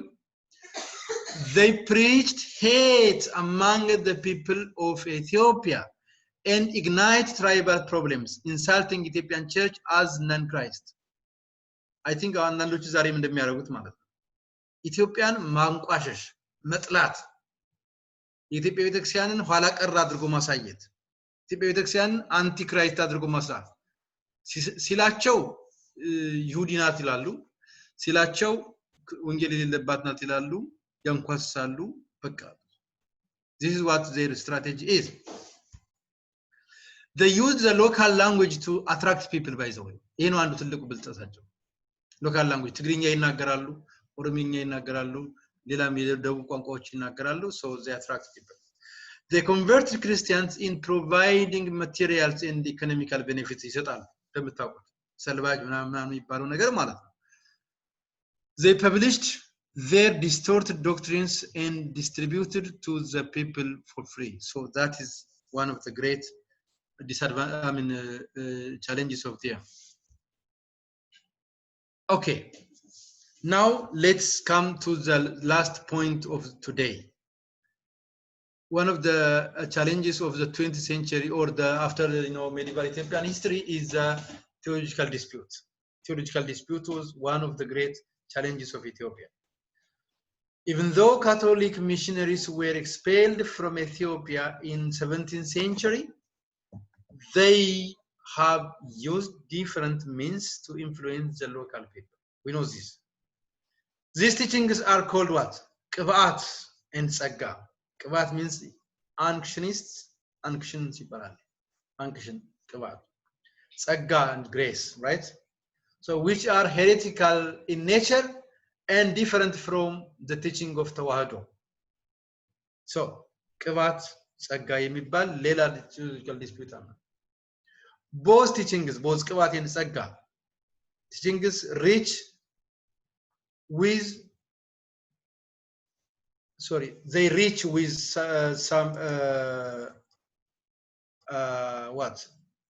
some conclusion. They reach with some conclusion. What kind of conclusion they have? They agree with one thing, that is commonly they declare the Catholic teaching, right? Both teachings reach with the same conclusion, which denies the divinity of Christ Jesus, but they explained their heretical teachings differently, right? Differently. What Qib'at says? Qib'at says Christ became Lord when he got anointed with Holy Spirit. ይሄን ይላሉ ቅባቶች እንደዚህ ነው የሚለው ክርስቶስ አምላክ የሆነው ምን ሲሆን ነው ሲቀባ ነው እንጂ እስከሚቀባ ድረስ አምላክ አልነበረም የባህሪ አምላክ አልነበረም ይላሉ how about ጸጋ the ጸጋ people argued Christ became Lord later when what Holy Spirit dwelt upon him and Christ has 3 births ሶስት ልደት ይላሉ ማለት ነው ጸጋዎች በሌላ አነጋገር በነጋጀ ሶስት ልደት ነው የሚባሉት ሶሪ ቅባት እና የጸጋ ልደት ደግሞ ሶስት ልደቶች ይባላሉ ማለት ነው እነዚህኞቹ so Christ has 3 ልደት 3 births from Father from Mary and what from the Holy Spirit by grace simple how about us how about tawado can you tell me how many births does Christ have ክሌተል ልደታት right ድራለም ከመቤታችን ወላንዳ ይሄ ነው thank you very much so this ቅባት and ጸጋ they explain differently but they reach with same conclusion this brought theological disputes occurred in Ethiopia sprang from Catholicism and they created problems since 17th century until 19th century I would like to recommend you to read Abuna Gorgorios by the way Abuna Gorgorios ከሌሎች መጽሐፎች ይልቅ የተሻለ በዚህ ኤሪያ ላይ የሰሩ ይሳቸው መጽሐፍ of course ሉሌም ጽፈዋል ሌሎችም ጽፈዋል we can read them but I think I recommend to read you should read Abuna Gorgorios message from page 60 to 83 I think I sent you already I sent you to Qasis Haile to share with you so did you get it we got it yes thank you very much so Abuna Gorgorios message please read that so they were refuted this again they were refuted on what on the council of Boromeda and Wallo in 1878 Japan calendar during the time of Johannes IV so I am not going to give you a detailed description on this because some of the groups are just expected to write a paper on this right so students are expected to write a term paper on the problem of Kavat heresy so this is what and thank you for today thank you for listening I'm done ለህይወት ያሰማልን በእድሜ በጸጋ ይጠብቅልን አሜን so ሩጫ እንደሚሆን ገምታለሁ ግን I think ብዙ እንዳይተለቻቸው አድርጌ ነው እንትን ለማቅረብ የሞከርኩት ግን ማድረግ የሚገባን ይሄ ነው so let me know if you have anything or if you have some reflections I think we can entertain at least for 10 minutes at least I think more than that it's too late let's discuss some points if you have some if not that's good እኔ አንድ ጥያቄ አለኝ ቀደም እንትን ያልኩት የነበረው አሁን ለምሳሌ በእነዚህ በእነ አባ እስጢፋ ዘመን በነበረው ነገርና በእነ አቡነ ዮስጣቴዎስ በነበረው አካሄድ የነበረው ኮንፍሊክት ከታሪክ አኳያ ሲታይ ለምሳሌ እና አቡነ ዮስጣቴዎስ እንዴት ነው የተወሰደው የቅዳሜና የእሁድ ኮንፍሊክት ነበረ በሰንበት ላይ የነበረው እና አንዱን አልቀበልም የሚል ነገር ነበርና እርግጥ ያው ቅዳሜንም እሁድንም ሰንበትና አክብር የሚል ውሳኔ ነበር ግን የአቡነ ዮስጣቴዎስ አካሄዳቸው እንዴት ነበር የሚለው አንድ ጥያቄ ነው ሁለተኛው ደግሞ እነዚህና አባ እስጢፋ የሚባሉት ታሪካቸው ለታሪክነት ነው የምንማረው አሁን ታሪኩን ለማወቅ ነው ወይስ ከኛ ጋር ናቸው ወይስ አይደሉም አሁን እንደው ለምሳሌ እነ ፕሮፌሰር ጌታቸው ሲጽፉት የጻፉትን ጽሁፍ የሚነቅፉ ሰዎች አይቼ ነበርና የሚነቀፍበት ምክንያቱ ምንድነው? ያው መጽሐፉን ስላላነበብኩት ነው እንትን ያላልኩት ግን የሚነቀፍበት ምክንያቱ ምንድነው ከምን አኳያ ነው የሚለውን ጥያቄ ነው። ሶስተኛ ጥያቄ በተለይ በኃይለ ሥላሴ ዘመን የፕሮቴስታንቱ አመጣጥ ሲመጡ ወደ ወለጋ ወደ ምዕራቡ አገር ሂዱ የሚል መልእክት ነበረ የሚል እንደዚህ አይነት ነገር የሰማሁት ነበርና ያ ነገር ከቤተክርስቲያን ታሪክ አኳያ እንዴት ነው የሚታየው? የማሉ አገር የሰሜኑ አገር ክርስትናውን ያወቀ ነውና ክርስትናውን ወዳላወቁት ሄዱና ሳውቁ የሚል አካሄድ ነበር የሚል ነገር ሰምቼ ስለነበረ ይሄንን ነገር በቤተክርስቲያን ታሪክ ውስጥ አለ ወይ ብዬ ለማለት ነው። እግዚአብሔር ይስጥልኝ። መጀመሪያ ከመጨረሻው ለመጀመር ባጭሩ ይሄን አልሰማሁትም። አባባል ሊሆን ይችላል ወይ ደግሞ ፕሮቴስታንቶቹ ግልጽ ብለው እናስተምርን ኮንቨርት እናርግ ብለው ሳይሆን ልማት እናልማ እንደዚህ እናርግ መንገድ እንስራ ውሃ ጉድጓድ እናውጣ የሚል ከሆነ ያለማው አካባቢ ሂዱ ብሎ በልማት ሰበብ ዛሬም እንደሚደረገው ሊሆን ይችላል እንጂ ጃንሆይ ኃይለ ሥላሴ እንደዚህ አይነት እንትን አድርገዋል የሚለው ነገር እኔ እስካሁን አላነበብኩኝም። ነው ወይ ሚላሉ ብሎ ለመቀበልም ትንሽ የሚያስቸግር ይመስለኛል። ምናልባት እናንተ ጋር የተሻለ አመለካከት ወይ ሐሳብ ካለ ሪፍሌክት እንድታደርጉ ጋብዛችኋለሁ። ባይ ዘ ዌይ ሶስቱም ጥያቄዎቹ በጣም ብዙ ሰዓት የሚፈጁ ናቸውና ረጅም ጊዜ የሚፈጁ ናቸው። አይ ቲንክ ሌላ ጥያቄ መቀበል ምን ይችላል መሰለኝ ካለው ሰዓት አንፃር። ለማንኛውም ይሄን እንዳስተያየት ከሰጠኝ በኋላ ግን ጥያቄውን ወደ እናንተ አመጣዋለሁ። ሶስት ጥያቄዎች ናቸው። የመጨረሻው እንዳስተያየት ወሰዱት እኔም አሁን የተናገርኩት ማለት ነው። ግን በዋናነት ደቂቀ እስጢፋ አካሄዳቸውና የቤተ ዮስጣቴዎስ አካሄዳቸው እንዴት ነው?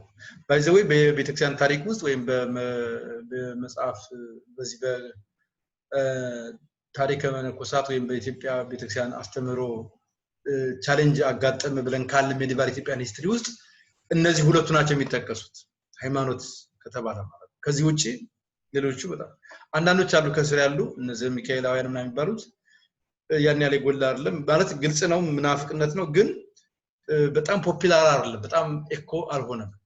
የነዚህ ግን በጣም እስካሁን ድረስ በጣም ይታወቃባቸው ማለት ነው። ሶ አሁንም ጥያቄው ወደ እናንተ አመጣዋለሁ። ምን ትላላችሁ?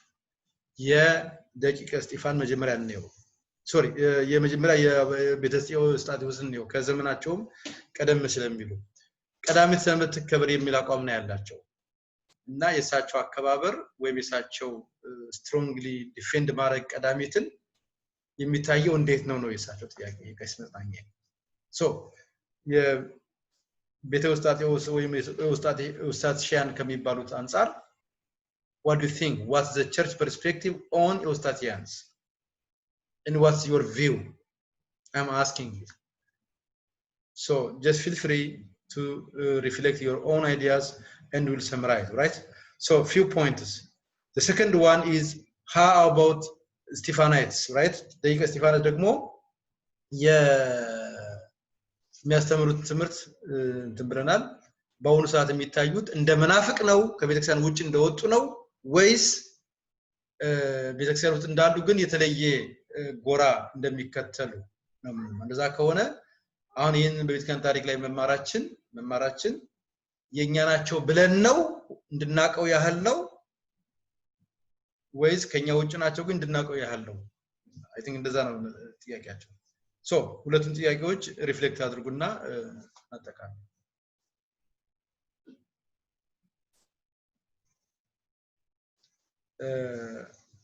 ለጥያቄ ለአስተያየት ማለት ለመልስ ክፍት ነው መድረኩ።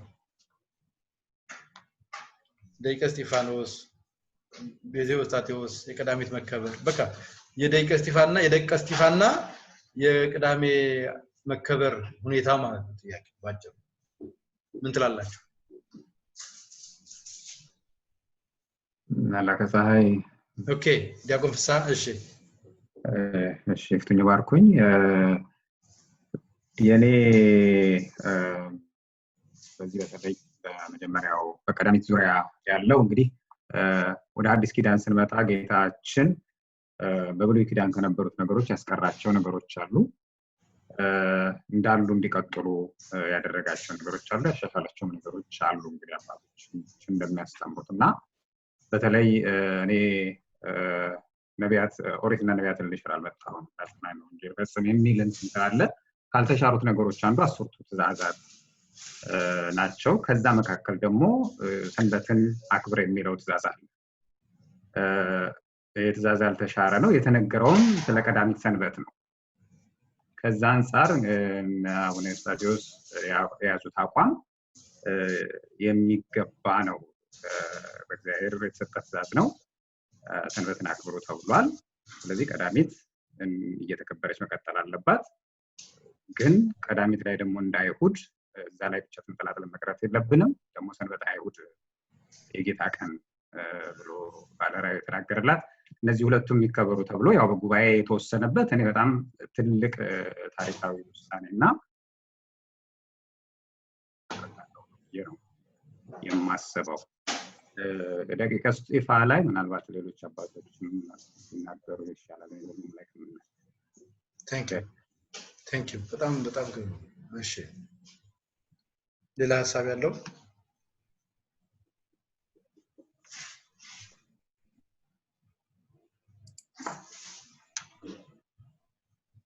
በቤተ ኤዎስጣቴዎሳውያንና በቤተ እስጢፋኖስ ወይ ደግሞ ደቂቀ እስጢፋ ላይ ትምህርት ላይ ስለሆነ ያለ ነው ሐሳባችሁን መግለጽ መልመድ አለባችሁ እናንተም ደግሞ የምታስተምሩ ስለምትሆኑ ይሄንን ፕራክቲስ ያደርጋችሁ መሄድ አለባችሁ እናንተ ራሳችሁ የምታስተምሩ መሆን አለባችሁ እና ነፃ ሆናችሁ መናገር ነው ያለባችሁ ምንም እንትን ይባል አይደለም ሐሳባችሁን ካለ ግለጹ ከሌለ ግን ይሄን ሰምራይዝ እናደርጋለን እሺ እሺ ጌታው ምናልባት የደቂቀ እስጢፋ የሚለውን ብዙ እንትኑ የለኝም የተወሰኑ ነገሮች ሳነብ ያገኘሁት ምንድነው በአጠቃላይ መናፍቃን ናቸው አላህ እንትን አንፃር ቅድም ባሉት አግባብ የሰሩት ስራ ተወሰነ መልኩ የሚታይ ነገር ሊኖር ይችላል ግን አሁን ከሚያስተምሯቸው አንዱ ለምሳሌ ለእመቤታችን አንሰግድም አስተምሮ አላቸው በቅዱሳን ስግደት አይገባም እንዲህ የሚሉ ነገሮች አሏቸው ስለዚህ ጠቅለል ሲሉ መናፍቃን ናቸው በተለይም አሁን ደግሞ ታድሶ ጋራ በደንብ በመናበብ እንደውም አንድ ሰሞን በጣም ያጭቡት ነበር እና ታድሶ በጣም ይሻላል በሰከሰ ነበር ሰዓት ማለት ስለዚህ እንደንተን መናፍቃን ናቸው የሰሩት በጎ ስራ ለቤተ ክርስቲያን እንዳለ ሆኖ ግን አስተምሯቸው ንፍቅና ነው የሚገባው በጣም ጥሩ እሺ ተጨማሪ ሐሳብ ያለው አለ ተጨማሪ በቤተ እስጢፋኖስ በቤተ ኤዎስጣቴዎስ በሁለቱም ሐሳብ አላችሁ ኦኬ እንግዲህ ስናጠቃልለው ምንድነው በቤተ ኤዎስጣቴዎስ እንጀምር የቤተ ኤዎስጣቴዎሳውያን ጥያቄያቸው ቀዳሚት ትከበር እንደ እሁድ የሚለው ላይ እንደ እሁድ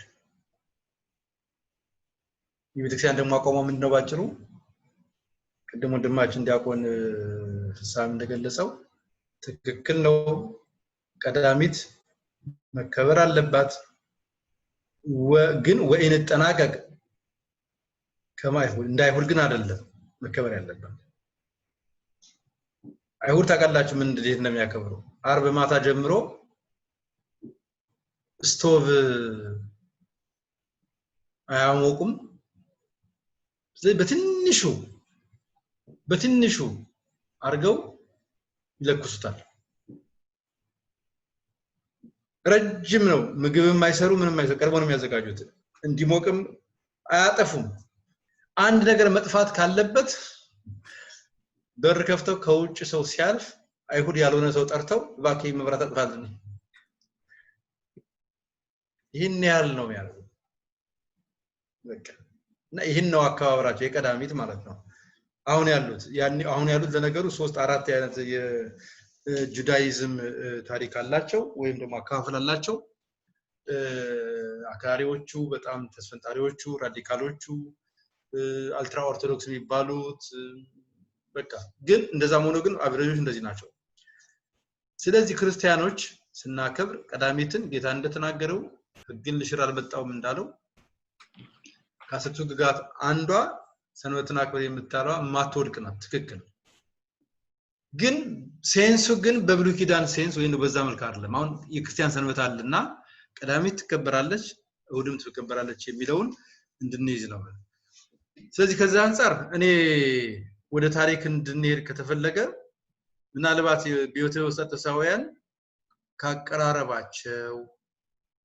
ወይ በእልህ ከመጋባት አንፃር ካልሆነ በስተቀረ በቤተክርስቲያን ደረጃ በትምህርቱ ደረጃ በክርስትናም ደረጃ ያቀረቡት ሐሳብ ስትሪክትሊ ቤተክርስቲያን እነሱን ከእምነት የወጣ አመለካከት አድርጎ መቀበል አይቻልም እና ትምህርታቸው ምናልባት አሁን ይሄንን የሚገልጹበት መንገድ ከኛ ውጭ ሌላው ወደ ውጭ እንደሚባለው አይነት ነገር ወደ ሌላ እርምጃም ከተሄደ ግን እሱ ሌላ ጉዳይ ነው በተረፈ ግን የአካባቢሩ ጉዳይ ቅዱስ ሲኖዶስ ይወሰነዋል በአሁኑ ሰዓት ላይ ያኔም በነበረው ጊዜ ላይ እናከብራታለን ግን እሁድን እንደ እሁድ የእሁድን ክብር ሰጥተን ቀዳሚትም እንደ ቀዳሚት ነው የምንለው በነገራችን ላይ ለዚህ ነው ስራ ቀዳሚም እሁድም ዝግ የሚሆነው በመንግስት ደረጃ ማለት ነው ለዚህም ነው እያንዳንዱ ሰው እንትማረግም ያለበት ነገር ግን ቀዳሚትን ስናከብር እንደ እሁድ ብለን አይደለም እሁድ ያላት የክብሯ ስለ ጌታ ቀንነቷ ወይ ኪሪያኪ መሆኗ የምናቀው ኪሪያኪ ማለት የጌታ ቀን ጌታ ኪሪዮስ ነው ቀዳሚት እሁድ ደግሞ ኪሪያኪ የጌታ ቀን ሆና ተብላ ትከበራለች ማለት ነው ስለዚህ በስተሰውያን ይሄ ነው እንትናቸው ሌላው ወደ ደቂቀ እስጢፋኖስ ስንመጣ ደቂቀ እስጢፋ መጀመሪያ ከግለሰቦቹ ስንጀምር መስራቹ አባ እስጢፋኖስ የሳቸው ደቀ መዛሙርት የሚባሉት በነገራችን ላይ በምንኩስናቸው በኤቲክሳቸው በጣም የተመሰገኑ ገዳሙ በስራ በልማት በጽሁፍ በጣም እስካሁን ድረስ በነገራችን ላይ በኢትዮጵያ ውስጥ ካሉት የብራና መጻፎቻችን ውስጥ በጣም ጠቀሜታ ያላቸውና በጥሩ መልኩ ተጽፈው ከምናገኛቸው ውስጥ ስናስተምርብኛ ከምንጠቀምባቸው ዋናው አንዱ በጉንዳጉንዶ በሚገኘው በቤተ እስጢፋ ወይም በደቂቀ እስጢፋ ዋና ገዳማቸው ውስጥ ሆኖ የሚገኘው ነው ትልቅ ነገር ነው ስለዚህ የጽሁፍ ጥንቃቄያቸው ምንኩስናቸው ደግሞ ለመናገር በጣም የተመሰገነ ነው ኤቲካሊ ማለት ኤቲካሊ ነገር ግን ወደ ዶክትሪኑ ወደ ቴዎሎጂ ስንመጣ ግን ይዘውት የነበረው አቋም ከንጉሱም ጋር በክርስትና ትምህርት ይሰጡ ከነበሩት አስተምሮች ጋር ዛሬም ድረስ ጥያቄ የሚያስነሱ ናቸው የነሱ አፕሮች አሁን የምናወራው ያኔዎቹን የአባ እስጢፋኖስን ተከታዮችና ዘመን ስለሆነ ማለት አሁን እነዚህ ተሐድሶ የሚባሉት ወይ መናፍቃን የሚባሉት ወይ ፕሮቴስታንት የሚባሉት ምናምን ሌላ ስያሜ ይዘው እነሱ ይሏቸው የነበሩትን እያራገቡት አሉ ዛሬ ላይ የምናየው ነገር ነው ነገር ግን ያኔም በነበረ ጊዜ እንኳን ስናስብ ይዘውት ከነበሩት ቀደም የጠቀስኩላችሁ አለ 3 ትምህርት አላቸው 1 ለማርያም አንሰግድም 2 ለመስቀል አንሰግድም 3 ምንድነው ሶስተኛ ደግሞ ለስዕል አንሰግድም አሁን ይሄን ታውቃላችሁ በምዕራቡ ዓለም በዚህ በግሪኩ በመናምኑ ዓለም ላይ በ7ኛው በ8ኛው ሴንቸሪ ላይ የነበረ አይኮኖክላዝም ይባል ነበር ስዕል ይሰገድለት አይሰገድለት ክብር አለው የለውም የሚል አይኮኖክላዝም አይኮን ስዕል ነው አይኮኖክላዝም ጸረ ስዕል አቋም ያላቸው ነበሩ ስለዚህ ያኔ በእነሱ ጊዜ ችግር ስለነበረ የኛ ጋር ችግር ስላልነበረ ያን ሰዓት ላይ ይወሰኑታል ክርስቲያኖቹ ኦርቶዶክስ የሚባሉት ማለት ነው ኢቭን ካቶሊኮችም እንደውም ስዕል ብቻ ሳይሆን እነሱ ምስልም ይቀበላሉ የነሱም በዛ እነ ግሪክ ሌሎቹ ራሻ የመሳሰሉት ኦርቶዶክሶች ግን ነው አይኮኖክላዝም አያስፈልግም ስለዚህ እኛ አይኮኖዱልን ስዕልን ለስዕል ክብር የምንሰጥ ማምለክ ሳይሆን ስዕልን ለስዕል ስዕልን ማክበር ማለት ባለ ስዕሉን ማክበር ነው እዚህ መከበር አለበት ማለት ነው ይሄ ትምህርት ወደኛ ሲመጣ እኛ በዛ ጉባኤ ላይ አልነበርንም ችግሩም የኛ ጊዜ አልነበረም ነገር ግን ይሄ ትምህርትና ያቋም ድሮም የቤተክርስቲያን ነበር ስለዚህ ስዕል አለ ለስዕል ክብር የሚሰጠውን ይሰጣ ማለት ነው ይሄን ችግር ይዘው ያመጡት መቼ ነው ከ8 ከ9 ሴንቸሪ በኋላ በ19ኛው ሴንቸሪ እነዚህ ቤተ እስጢፋኖስ የሚባለው የሚደቂቅ እስጢፋኖስ ናቸው ስለዚህ ለስዕል አንሰግድም ማለት ይሄ በጣም ራስን የቻለ ችግር ነው ንጉሱ ያኔ አጼ ዘርዓ ያዕቆብ ስለነበረ ዘርዓ ያዕቆብ ሁለት ሚና ነበር የቤተ መንግስቱንም የቤተ ክህነቱንም በነገራችን ላይ አንዳንዶች አምባገነን ምናምን ያደርጉታል እጅግ የሱን ስራ ስታነቡት የሱን ጽሁፎች ስታነቡ ዘርዓ ያዕቆብ ከኢትዮጵያ ነገስታት በጣም የሚለየው እጅግ በጣም ሊቅ ነው ንጉስ ብቻ አይደለም የቤተ ክህነቱንም ስራ በትክክል የሚመራ ነበር ምክንያቱም ያኔ ምንም እንኳን አንዳንዶቹ ባይለዩትም ወይም ደግሞ ያን ያህል እንደ ቦታው የሚገባ ዕውቀት ባይኖራቸውም የቦታውን የሚጠብቀውን ዕውቀት ስለማይዙ ነገስታቱ ለዚህ ያን ያህል ጎላ አርገው ማብራራት ላይችሉ ይችላሉ ዘርዓ ያዕቆብ ግን was not that man he was really clever he was able to defend his Christianity he was able to defend what Christianity is እና የሚገርም ነውና በተለይ እሱ የጻፋቸውን መጽሐፍ ስታነቡት I think let me read በአጋጣሚ ስገልጥ አወጣለሁ ድርሳነ ስላሴን ከጻፈላችሁ አንዱ እሱ ነው እኔ ነቃ መጽሐፍት ላይ ገጽ 264 ላይ ጽፈዋል ድርሳነ ስላሴ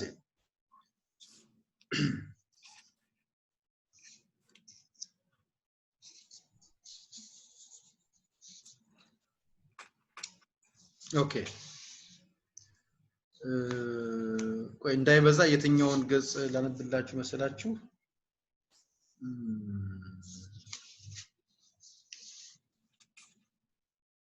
ገጽ 268 ነቃ መጽሐፍት ላይ መጽሐፈ ስላሴ የሚለው የስሉስ ቅዱስን ክብርና አምልኮ መጽሐፈ ስላሴ ደራሲው እሱ ነው ባይዘው ዘርዓ ያዕቆብ ነው ኦኬ ስለ ስላሴ መናፍቃን ነበሩ አንድ ገጽ አንድ ልክ እንደ አይሁድ እንደዛ የሚሉ እነዛን ረታ ብቻ አይደለም መጽሐፍም ጽፏል ዘርዓ ያዕቆብ ዝም ብሎ አይደለም የሚራታቸው ባይዘው ብያለሁ ንጉስ ነኝ ብትቀበል አይደለም ጽፎ ነው ባፍም በመጽሐፍም ማለት ለዚህ የዘርዓ ያዕቆብ አምባገነን አይደለም ወይም ዘርዓ ያዕቆብ ንጉሱ በትክክል በነገራችን ላይ በቤተክርስቲያን ካኖናይዝድ ሴንት አይደለም ቅዱስ አይደለም ዘርዓ ያዕቆብ ባይዘው ይሰራው ስራ በጣም ብዙ አለ ብዙ መጽሐፍ ጽፏል ነገር ግን ኤቲካሊ ግን በጋብቻ ጉዳይ ላይ በተገናኘ ግን ሌሎችም ጉዳይ ላይ ግን የሚያስነቅፈው ነገር ስላለ ስራዎቹን ሪኮግናይዝ እናደርጋለን ቤተክርስቲያኗ ታደርጋለች ግን ቅዱስ ግን አይደለም ኦኬ መልካም ከሚባሉት ነገስታት አንዱ ነው ግን ምንም ጥርጥር የለው ኦኬ ሶ እንደ ስኮላር እናየዋለን ንጉስ ነው ዲፌንደር ኦፍ ፌዝ ነው ኦኬ የእምነቱን ይገልጻል እና ያን አድርጎ ሲጽፍ ለመጽሐፈ ስላሴ ሰጠው ነው ለመግራቸው እሱ ማነብላችሁ ኦኬ ድርሳነ ስላሴ እና መጽሐፈ ሚላድ በአንድነት የግንቦት ወር ምንባቡ ላይ መጽሐፈ ሚላድ የሚባል መጽሐፍ ጽፏል ዘርዓ ያዕቆብ በነገራችን ላይ መጽሐፈ ሚላድ የጌታ ልደትን አስመልክቶ የሚነበብ ማለት ነው ስለ ጌታችን ኢየሱስ ክርስቶስ የባሪያ አምላክነት የሚናገርና በልደቱ መታሰቢያ ቀን በየወሩ በ29 ቀን በቤተክርስቲያን እንዲነበብ የተዘጋጀ ጥልቅ ይዘት ያለው መጽሐፍ ነው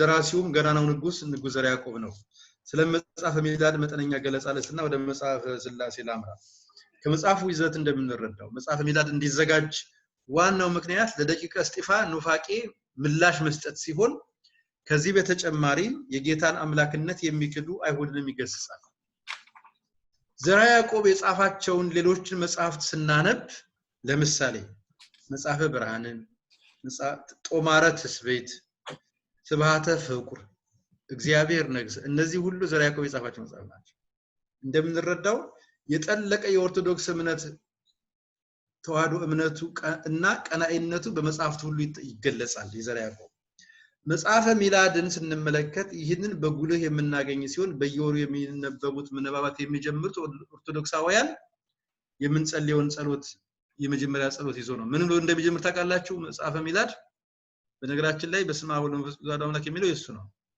በስመ አብ ወወልድ ወመንፈስ አሐዱ አምላክ በቅድስት ሥላሴ እንዘ አምኑት ማኅፀን ክህደከ ሰይጣን በቅድመ ዛቲ እሜ ቅድስት ቤተክርስቲያን ተይት ስሜ ማርያም ጽዮን አንዳንዴ ጻወን ለዓለም ዓለም ይላል። ይሄንን ብሎ ይጀምራል። ለምን? ሰይጣን ክዳለው በሱ ዘመን የነበረው ሰይጣን ወይም አንዳንድ ነገሮችን የማምለክ ጉዳይ እጅግ በጣም የገነነ ስለነበረ he denounced all demonic worships ለዚህ ምስክሬ ማርያም ጽዮን ናት ይልና በስላሴ በማመን ጌታችን ያስተማረውና ሐዋርያት ያስፋፉት ሲሆን ሰለስቱ ምዕት ያጸኑት ቢሆንም ቢታወቅም እንዲ ባለ ሁኔታ በጸሎት መልክ ግን ንጉስ ዘርዓ ያዕቆብ በኢትዮጵያ እንዳስጀምረው ብዙ ሊቃውንት ይስማማሉ። በስመ አብ ብሎ ከጀመረ በኋላ የመጽሐፉን ርዕስና ምክንያቱ ሲገልጽ ድርሳን ዘይትነበብ አመስራ ወተስኡ ለወርሃ ታኅሳስ ዘይሰም የመጽሐፈ ሚላድ ሐዲስ በበዓለ ልደቱ ለእግዚእነ አምላክነ ወመድኃኒነ ኢየሱስ ክርስቶስ እያለ ይቀጥላል። ዘርዓ ያዕቆብ መጽሐፈ ሥላሴን ከመጽሐፈ ሚላድ በፊት እንዳዘጋጀው የምናውቀው ይሄ ሂስቶሪካል እንትን ነው። መጽሐፈ ሥላሴ የሚባለው እንደዚህ ነአምን ሰመይ ሆተ ፀሐይ ወትሰ ዘፀሐይ ይእቲ እመ ክርስቶስ አዶናይ እያለ አምላክ ወላዲተ አምላክ ድንግል ማርያምንም ይገልጻል። ይሄ ብቻም አይደለም። ሆተ ፀሐይ በሚባለው መጽሐፍ ውስጥ መናፍቃኑን ያወግዛል ዘርዓ ያዕቆብ። ምን ብሎ? ምስጢረ ሥላሴ በተገለጸባት በእመቤታችን ሆተ ፀሐይ ተብሎ እንደተሰየመ ነው በነገራችን ላይ መጽሐፉን የምናውቀው። መጽሐፉ ብሉያትና አዲሳትን መጽሐፍተ ሊቃውንትን በመጥቀስ ምስጢረ ሥላሴን የሚያብራራ ሲሆን በተለይም የኢትዮጵያ ቤተክርስቲያን ቀኖናውያን አድርጋ የምትቀበላቸውን መጽሐፈ ሄኖክን፣ መጽሐፈ ኩፋሌን፣ ሲራክን፣ ዲድስቅልያን፣ ቀሌምንጦስን፣ አራቱ ሲኖዶሳትን ማለትም ግጽውን፣ ትእዛዘ አብጥሊስ፣ ሥርዓተ ጽዮንና ሁለቱ መጽሐፍተ ኪዳን በምንጭነት ጠቅሷል። የመጽሐፈ ሥላሴ ይዘት በዋናነት ያተኮረው የሥላሴ አንድነትና ዘላለማዊነት በማስረዳት የሚገልጽ ነው ማለት ነው። ኦኬ ይሄን ለምን ጠቀስኩት? ዘርዓ ያዕቆብ ነጥቦችን ሲያስቀምጥ በስማ ብለው ወይ ደግሞ ብያለው በአምባገነንነት አይደለም። መጽሐፋዊ ነው፣ ጸሐፊ ነው፣ አብራርቶ ነው ማለት ነው። ስለዚህ እነ ደቂቀ እስጢፋኖስ ጋር ስንመጣ ጠራቸው፣ ቀረቡ። ሐሜት ብቻ ሰምቻለሁና ብለው በዛም እንዲወገዙ አላረገም። ቀረቡ። ያንን አቋማቸውን በንጉሱ ፊትም ገለጹለት። እንዳውም አራተኛ ችግር አመጡ። ቅድም 3 ነው ያለው። አራተኛ ደግሞ ምንድነው? ለንጉስም አንሰግድም። ሉክ ማንም ሰው ነው አሁን መጽሐፍ ቅዱስ ቢሆን እግዚአብሔርን ፍሩ ንጉስን አክብሩ ይላል። ስለዚህ ለገዢ ለንጉስ ማምለክ አይደለም፣ ያክብሮት ግን እጅ መንሳት አለ። ትዕቢት ካልሆነ በስተቀር እንኳንስና ንጉስና ኦኬ ካህናት መነኮሳት ናቸው። መነኮሳትም ካህናትም ቢሆኑ በቤተ መንግስቱ በእሱ አዛዥ ነው፣ በቤተ ክህነት ደግሞ እነሱ ክህነት አላቸው። ነገር ግን እሱ አለ ጉዳዩ አቋማቸው የእብሪት ነበር። ግልጽ ነው። በዚህ የተነሳ ለንጉስም አንሰግድም፣ ለማርያም አንሰግድም፣ ለስዕልም አንሰግድም፣ መስቀልን ይሄን አሉ ማለት ነው። በዚህ የተነሳ ጉባኤ ተሰየመ። እነዛም አያምኑም። በዚህ የተነሳ ተሰየፉ ወይም ደግሞ ፐርሲኪዩሽን አመጣባቸው። ይሄን በማድረጉ ዛሬ አቋሙ ወይም እነዛ አቋማቸው የቤተክርስቲያናት አቋም ምንድነው? ዛሬ የኛ እነዚህ አቋማቸው አሁንም አቋማቸው እንደዛ ከነበረ ምንም ጥርጥር የለም ይሄንን አቋም የሚያራምዱ መናፍቃን ናቸው። ምንም ማናለባበሰው ምንም እንትን ማለት ነው። አንዳንዶች ለምሳሌ ቅድም የተጠቀሱት በዛ ላይ ፕሮፌሰር ጌታቸው ኃይሌ ይሄን መጽሐፍ ነው ሲጽፉ የሲምፓታይዝ አርጋዋቸዋል። ዘርዓ ያዕቆብ ጨክኖባቸዋል፣ እነዛ መነኮሳት መገደል አልነበርባቸው ምናምን ይላሉ። መጽሐፉም ላይ እንደዛ ይሏቸዋል። ባይዘው በተጠቀሰ መልኩ መጽሐፉን የተረጎሙትና የጠኑት 1996 ነው መጀመሪያ የታተመው በአበሻ ካሌንደር። ከዛ በኋላ እንደገና የአዲስ አበባ ዩኒቨርሲቲ መጽሐፉን አትሞት በ2003 በኢትዮጵያ አቆጣጠር በ2003 እንደገና ሪፐብሊሽ ሆኗል። ኦሪጂናሊ ግን እሳቸው ያተሙት 1993 ኢትዮጵያን ካሌንደር ነው 1996 ከዛሬ ኦልሞስት 18 20 ዓመት በፊት ማለት ነው ያ ሲሆን ብዙ ዓመት ካጠኑ በኋላ ጌታቸው ኃይሌ ያነው እንትናቸው ገስዋት ዛሬ ግን ያላቸው አቋም ኢቭን በግልም ማለት እንደ ግልም ቢሆን የሚገርማችሁ በጣም አይምሮአቸውንም እየቀየሩ ነው ያሉት እሳቸው ቀየሩ አልቀየሩ አይደለም ግን ነገሩ ምንድነው እንትናቸው ንጉሱ ያን ያህል ጨከነ ብለን ብዙ አንፈርድበትም ማንንም ሰው በስልጣኑ ላይ ሲመጣ የሚወስደው እንደወሰደው ይላሉ አንደኛ ሁለተኛ ደግሞ እነሱም እንደ ጅብራ ምን ይገትራቸዋል ምን አለ ጎንበስ ብሉለት ብለው ጽፈዋል ራሱ ይሄን ደግሞ ከኔም ጋር ስለምንደዋወል ይሄንን ያው እናወራ ነበር ከፕሮፌሰር ጋር ማለት ሶ እሳቸው ባይዘው ፕሮፌሰር ጌታቸው ኃይሌ የታሪክና የስነ ጽሁፍ እንትናቸው እንጂ የቴዎሎጂ ምሁር ስላልሆነ ቤተክርስቲያናን እንትን ወክለው እንደዚህ መናፍቃን ናቸው አይደለም ሊሉም አይገባም ቢሉም ደግሞ የሳቸውን አይደለምኛ ወይም ቤተክርስቲያናው ሊትዝም ይገባው ለነገሩ ግን እንዳንድ የታሪክ ምሁር እንዳንድ አጥኚ ግን ያሉት ግን ተራበባል አይደለም ማለት እንደቀላ ነገር አይደለም ይያዛው ማለት ነው እና ከዛ አንፃር ግን ስንተረጉመው አሁንም ስዕል ክብር ካልተሰጠው ባለ ስዕሉን ስለሚናገር መስቀለ ክርስቶስ ምናመልከው ምናምን ብለን አይደለም ልብ አድርጉ ይሄ ብቻ አይደለም ወላዲተ አምላክ ቅድስት ድንግል ማርያምን ደግሞ ካልተሰገደላት ይሄ ተረ ምንድነው ይሄንን ቻሌንጅ ማለት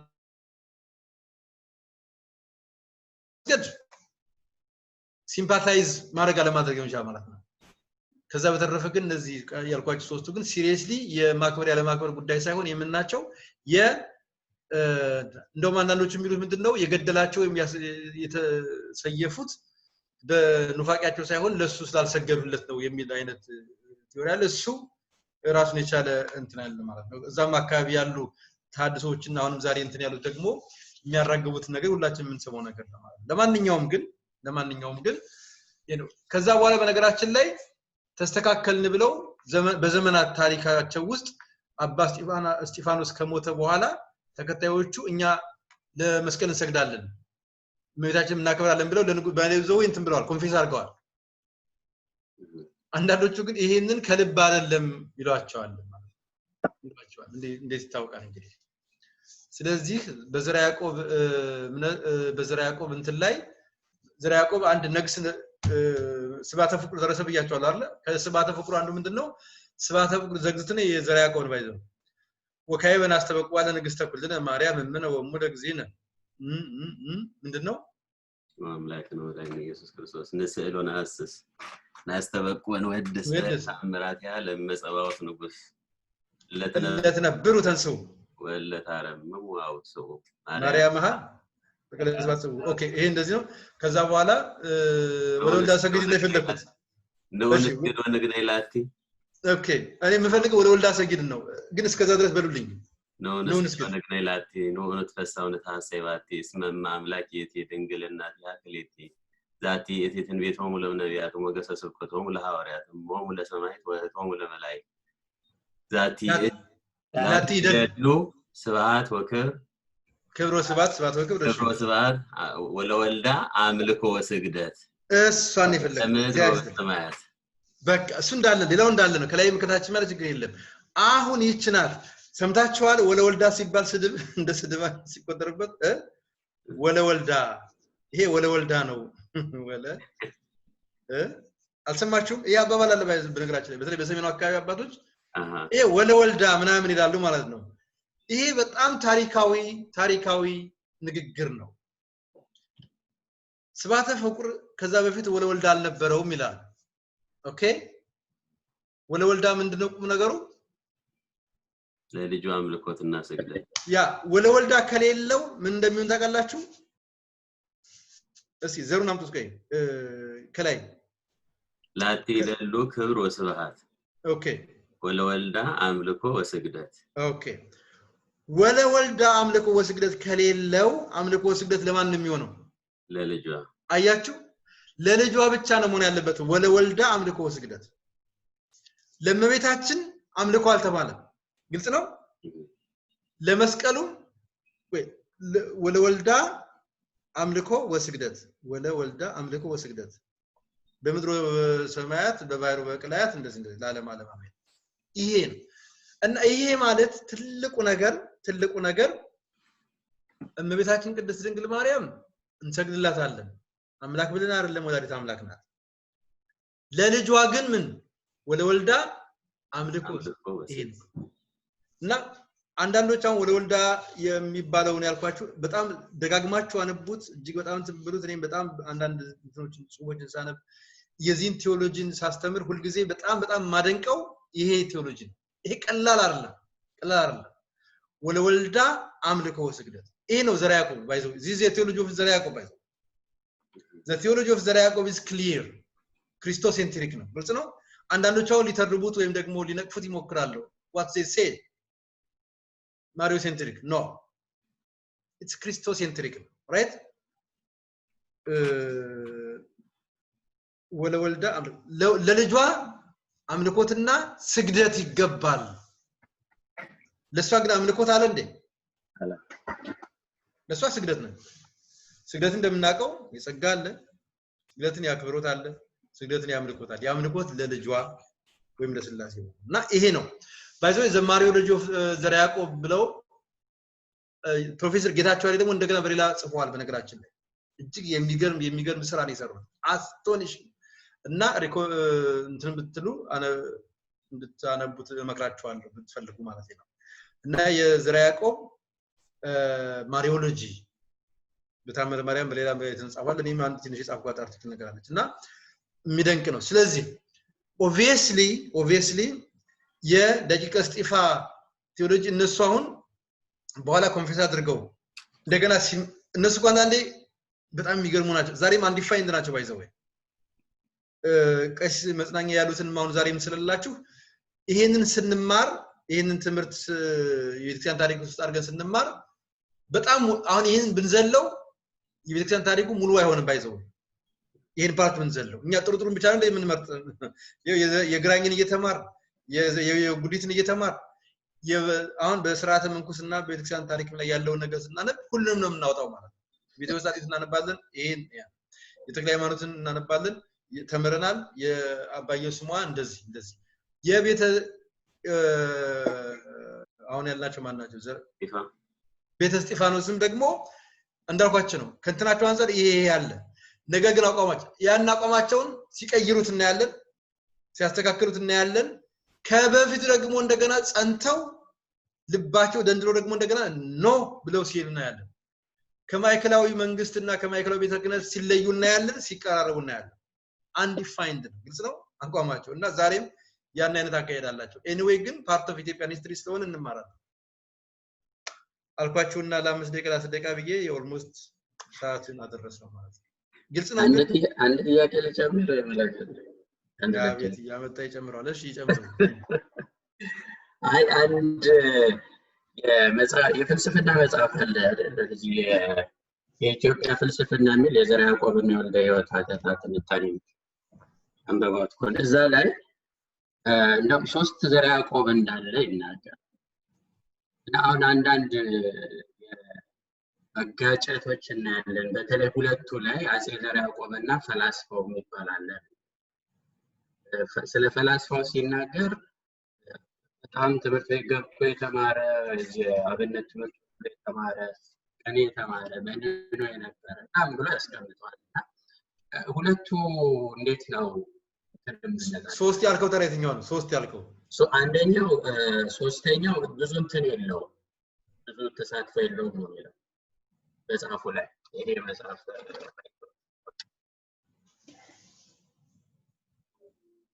ኦኬ ማን ነው ደራሲው ማን ነው አዘጋጁ በመቀሌ ዩኒቨርሲቲ የፍልስፍና መምህር የሆኑት ብሩ አለምነህ የሚባሉ ያላቀው anyway ሁለት ናቸው ዘራ ያዕቆብ ባጭሩ ዘራ ያዕቆብ ሁለት ናቸው ንጉሱን የምናቀው ነው ዘራ ያዕቆብ ቆስጠንጢኖስ ሌላው ደግሞ የወልደ ሕይወት መምህር የሆነው ራስ ፈላስፋው ዘራ ያዕቆብ ነው ይልቅ ሰዎች ጻፊዎችና እና ትልልቅ ሰዎች የታሪክ ሰዎችንም ነው የሚሉ ሰዎች ኮንፊውዝ ያደርጉት የሚታየው ንጉሱን ጻፊ ነው ስለሚባል ፈላስፋ ያደርጉታል ስለዚህ ፈላስፋውን ዘራ ያዕቆብን ከንጉሱ ጋር ያደርጉታል ስተት ነው በዘመን የ200 ዘመን ልዩነት አላቸው 200 ከምናምን በአመለካከት ያ ንጉስ ይሄኛው ተራሰው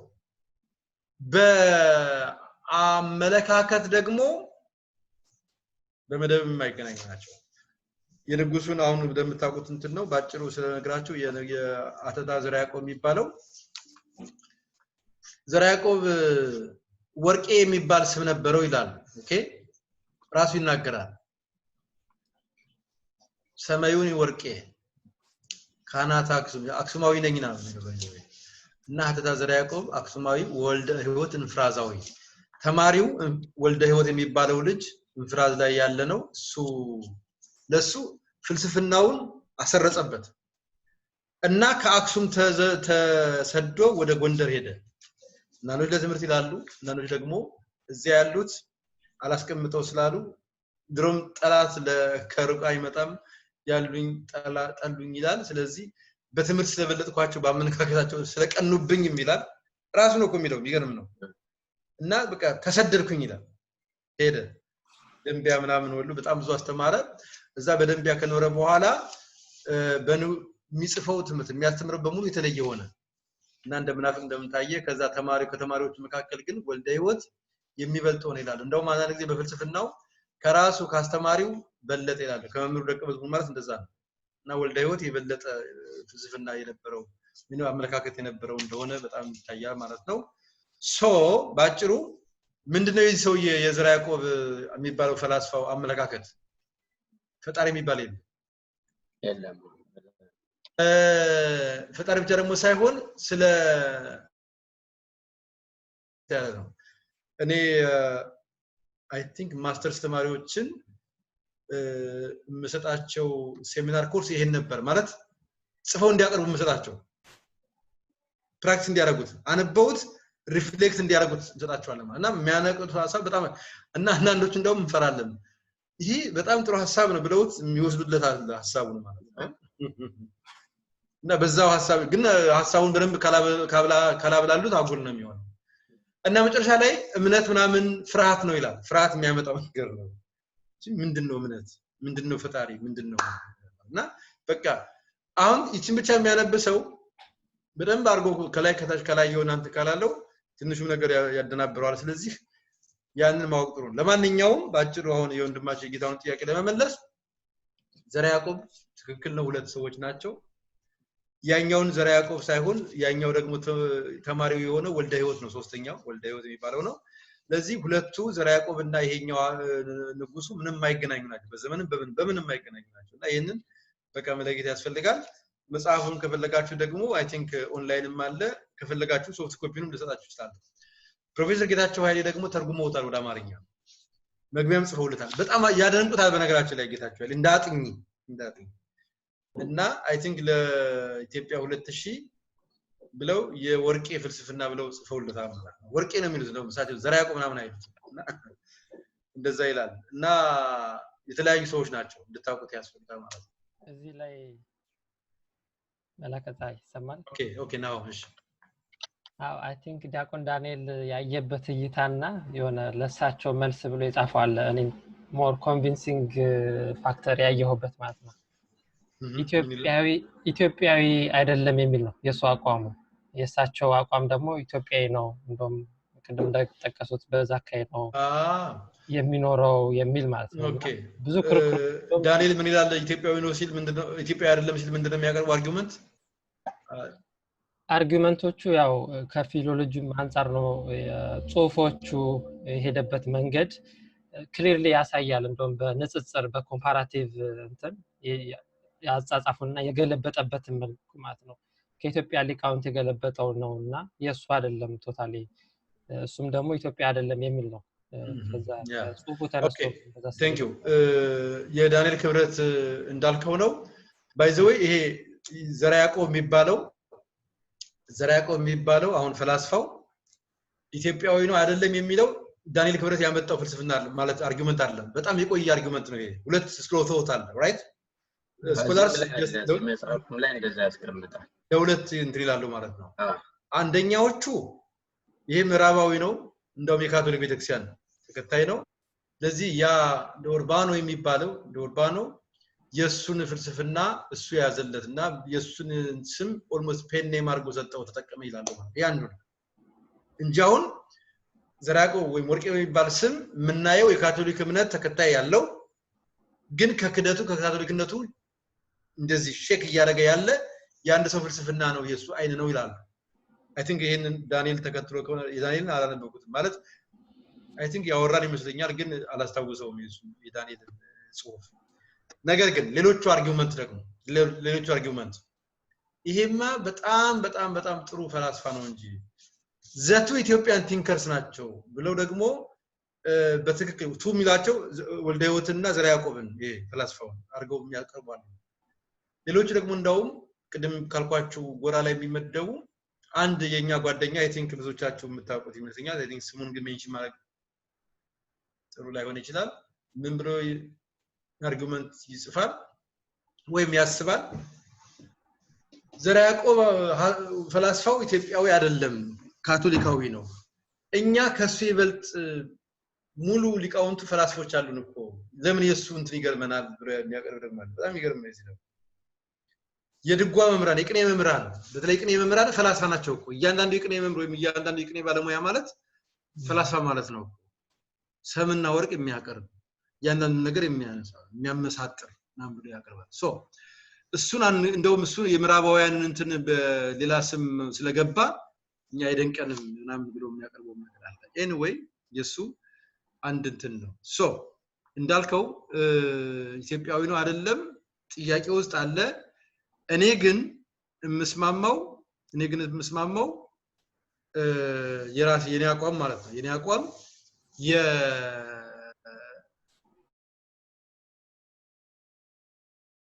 ኮንታክት ኖሮት ይሆናል እዛ ወቅት ላይ ከመጡት ከምራባውያኑ ጋር ኤግዚስት ያደረገ ግን ሰው ነበር ኢትዮጵያዊ ነው ምንም እንትን ጥርጥር አይደለም ኢትዮጵያዊ ሆኖ እኛ ኢትዮጵያዊ ስለሆነ ሁሉም ኢትዮጵያዊ ጻድቅ ነው ወይም ደግሞ ክንፍ ያለው መልአክ ነው ብለን አናስብ እምነቱና ስራው ነው አንድን ሰው የሚገልጸው እንጂ ኢትዮጵያዊ ስለሆነ አንጠላው አናከብረው አናከባብረው ኢትዮጵያዊ ስላልሆነ አንጠላው እንዳልኳችሁ ነው ኢትዮጵያዊ ነው ነገር ግን ይዞ የቀረበው አመለካከትና አቋሙ ግን ከንትኖች ይሄ ነው እኔ አይ ቲንክ የሚታየኝ እኔ ግን ተቀበሏላችሁ ማለት እንደ እንትናችሁ እንደንባባችሁ አውድ ሰፋ አድርገው ማየት ሊሆን ይችላል ማለት ምናልባት እዚህ መጽሐፉ ለገባት ከሆነ ኦኬ ያው ከተባለው ስለምንኩስና መጽሐፍ ስለሌሎች የምናወራው ስለፈላስፋ እሺ ቀጥል ከውልደቱ እስከ መጨረሻው ድረስ ያደረጋቸው ነገሮች በቴብል አስቀምጠዋልና በአክሱም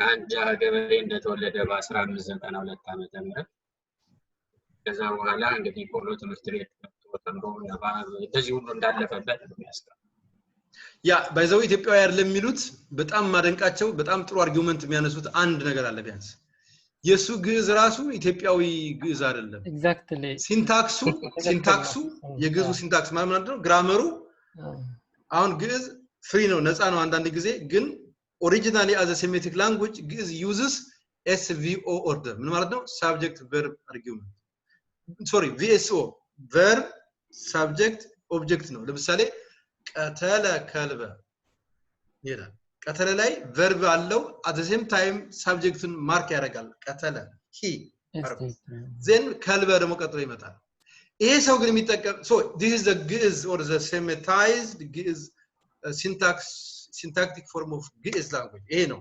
VSO በverb ይጀምራል ባለቤትን ያስከትላል ተሳቢን መጨረሻ ላይ ይመጣል ግን ነፃ ነው በተሳቢ ሊጀምር ይችላል ደግሞ ግዕዝ በባለቤት ሊጀምር ይችላል ዳንኤል ከልበ ቀተለ ሊል ይችላል ፐርፌክት ቀተለ ከልበ ዳንኤል ሊል ይችላል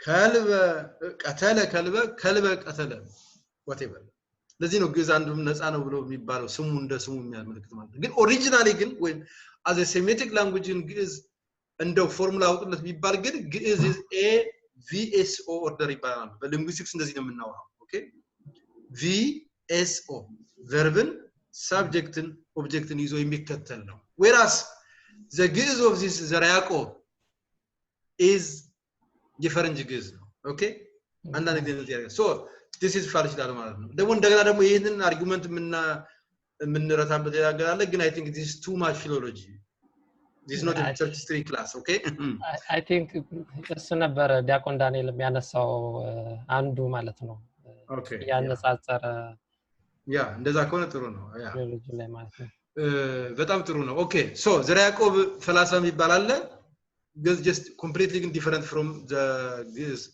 ንጉስ ዘራ ያዕቆብ okay don't forget our class today just two classes we did 2 lessons the first one is the revival of the monastic community the second lesson considers or just revises was the different challenges of Ethiopia we started from Grain the different challenges of the missionary activities from by the Jesuit missionaries the Protestant missionaries until the time of Emperor Haile Selassie so next week as I said every one of you or you all 5 classes or 5 groups you are expected to finish your assignment and send me before the due date an email of your work then next week Thursday I am not going to teach but I expect you to present so don't miss this class don't miss as you did some of you last time ዲያቆን ይርጋ እና እኔ ደግሞ የምናወራው አሳይመንቱን ማኑዋሊ ክላሱ እንዲቆጥረው እንትኑ ላይ ማስራት አለብን ያልነው ነገር አለ ዲያቆን ይርጋ if you remember እሱን እንሰራለን ከሲስ አይሌም ጋር ሆነን ሌሎቻችሁ ግን እናንተ ግን so you are expected to read okay how long presentationአችሁ 10 minutes maximum ተጠቀሙ focus ፋይንዲንጋችሁ ላይ ፎከስ አድርጉ ኢንትሮዳክሽን ዳርዳር አትበሉ ኦኬ ብዙ ሰዓት እንዲ በማለት አራውንድ ዘቡሽ በመሄድ እንድናጥተው so ግን 10 ደቂቃ ያህል ተጠቀሙ just try to present your main points but send me your presentation finding before the due date God bless us all I am done እግዚአብሔር ይባርካችሁ how much are expected ከላይ ተሰማለን አሜን ጨርሻለሁ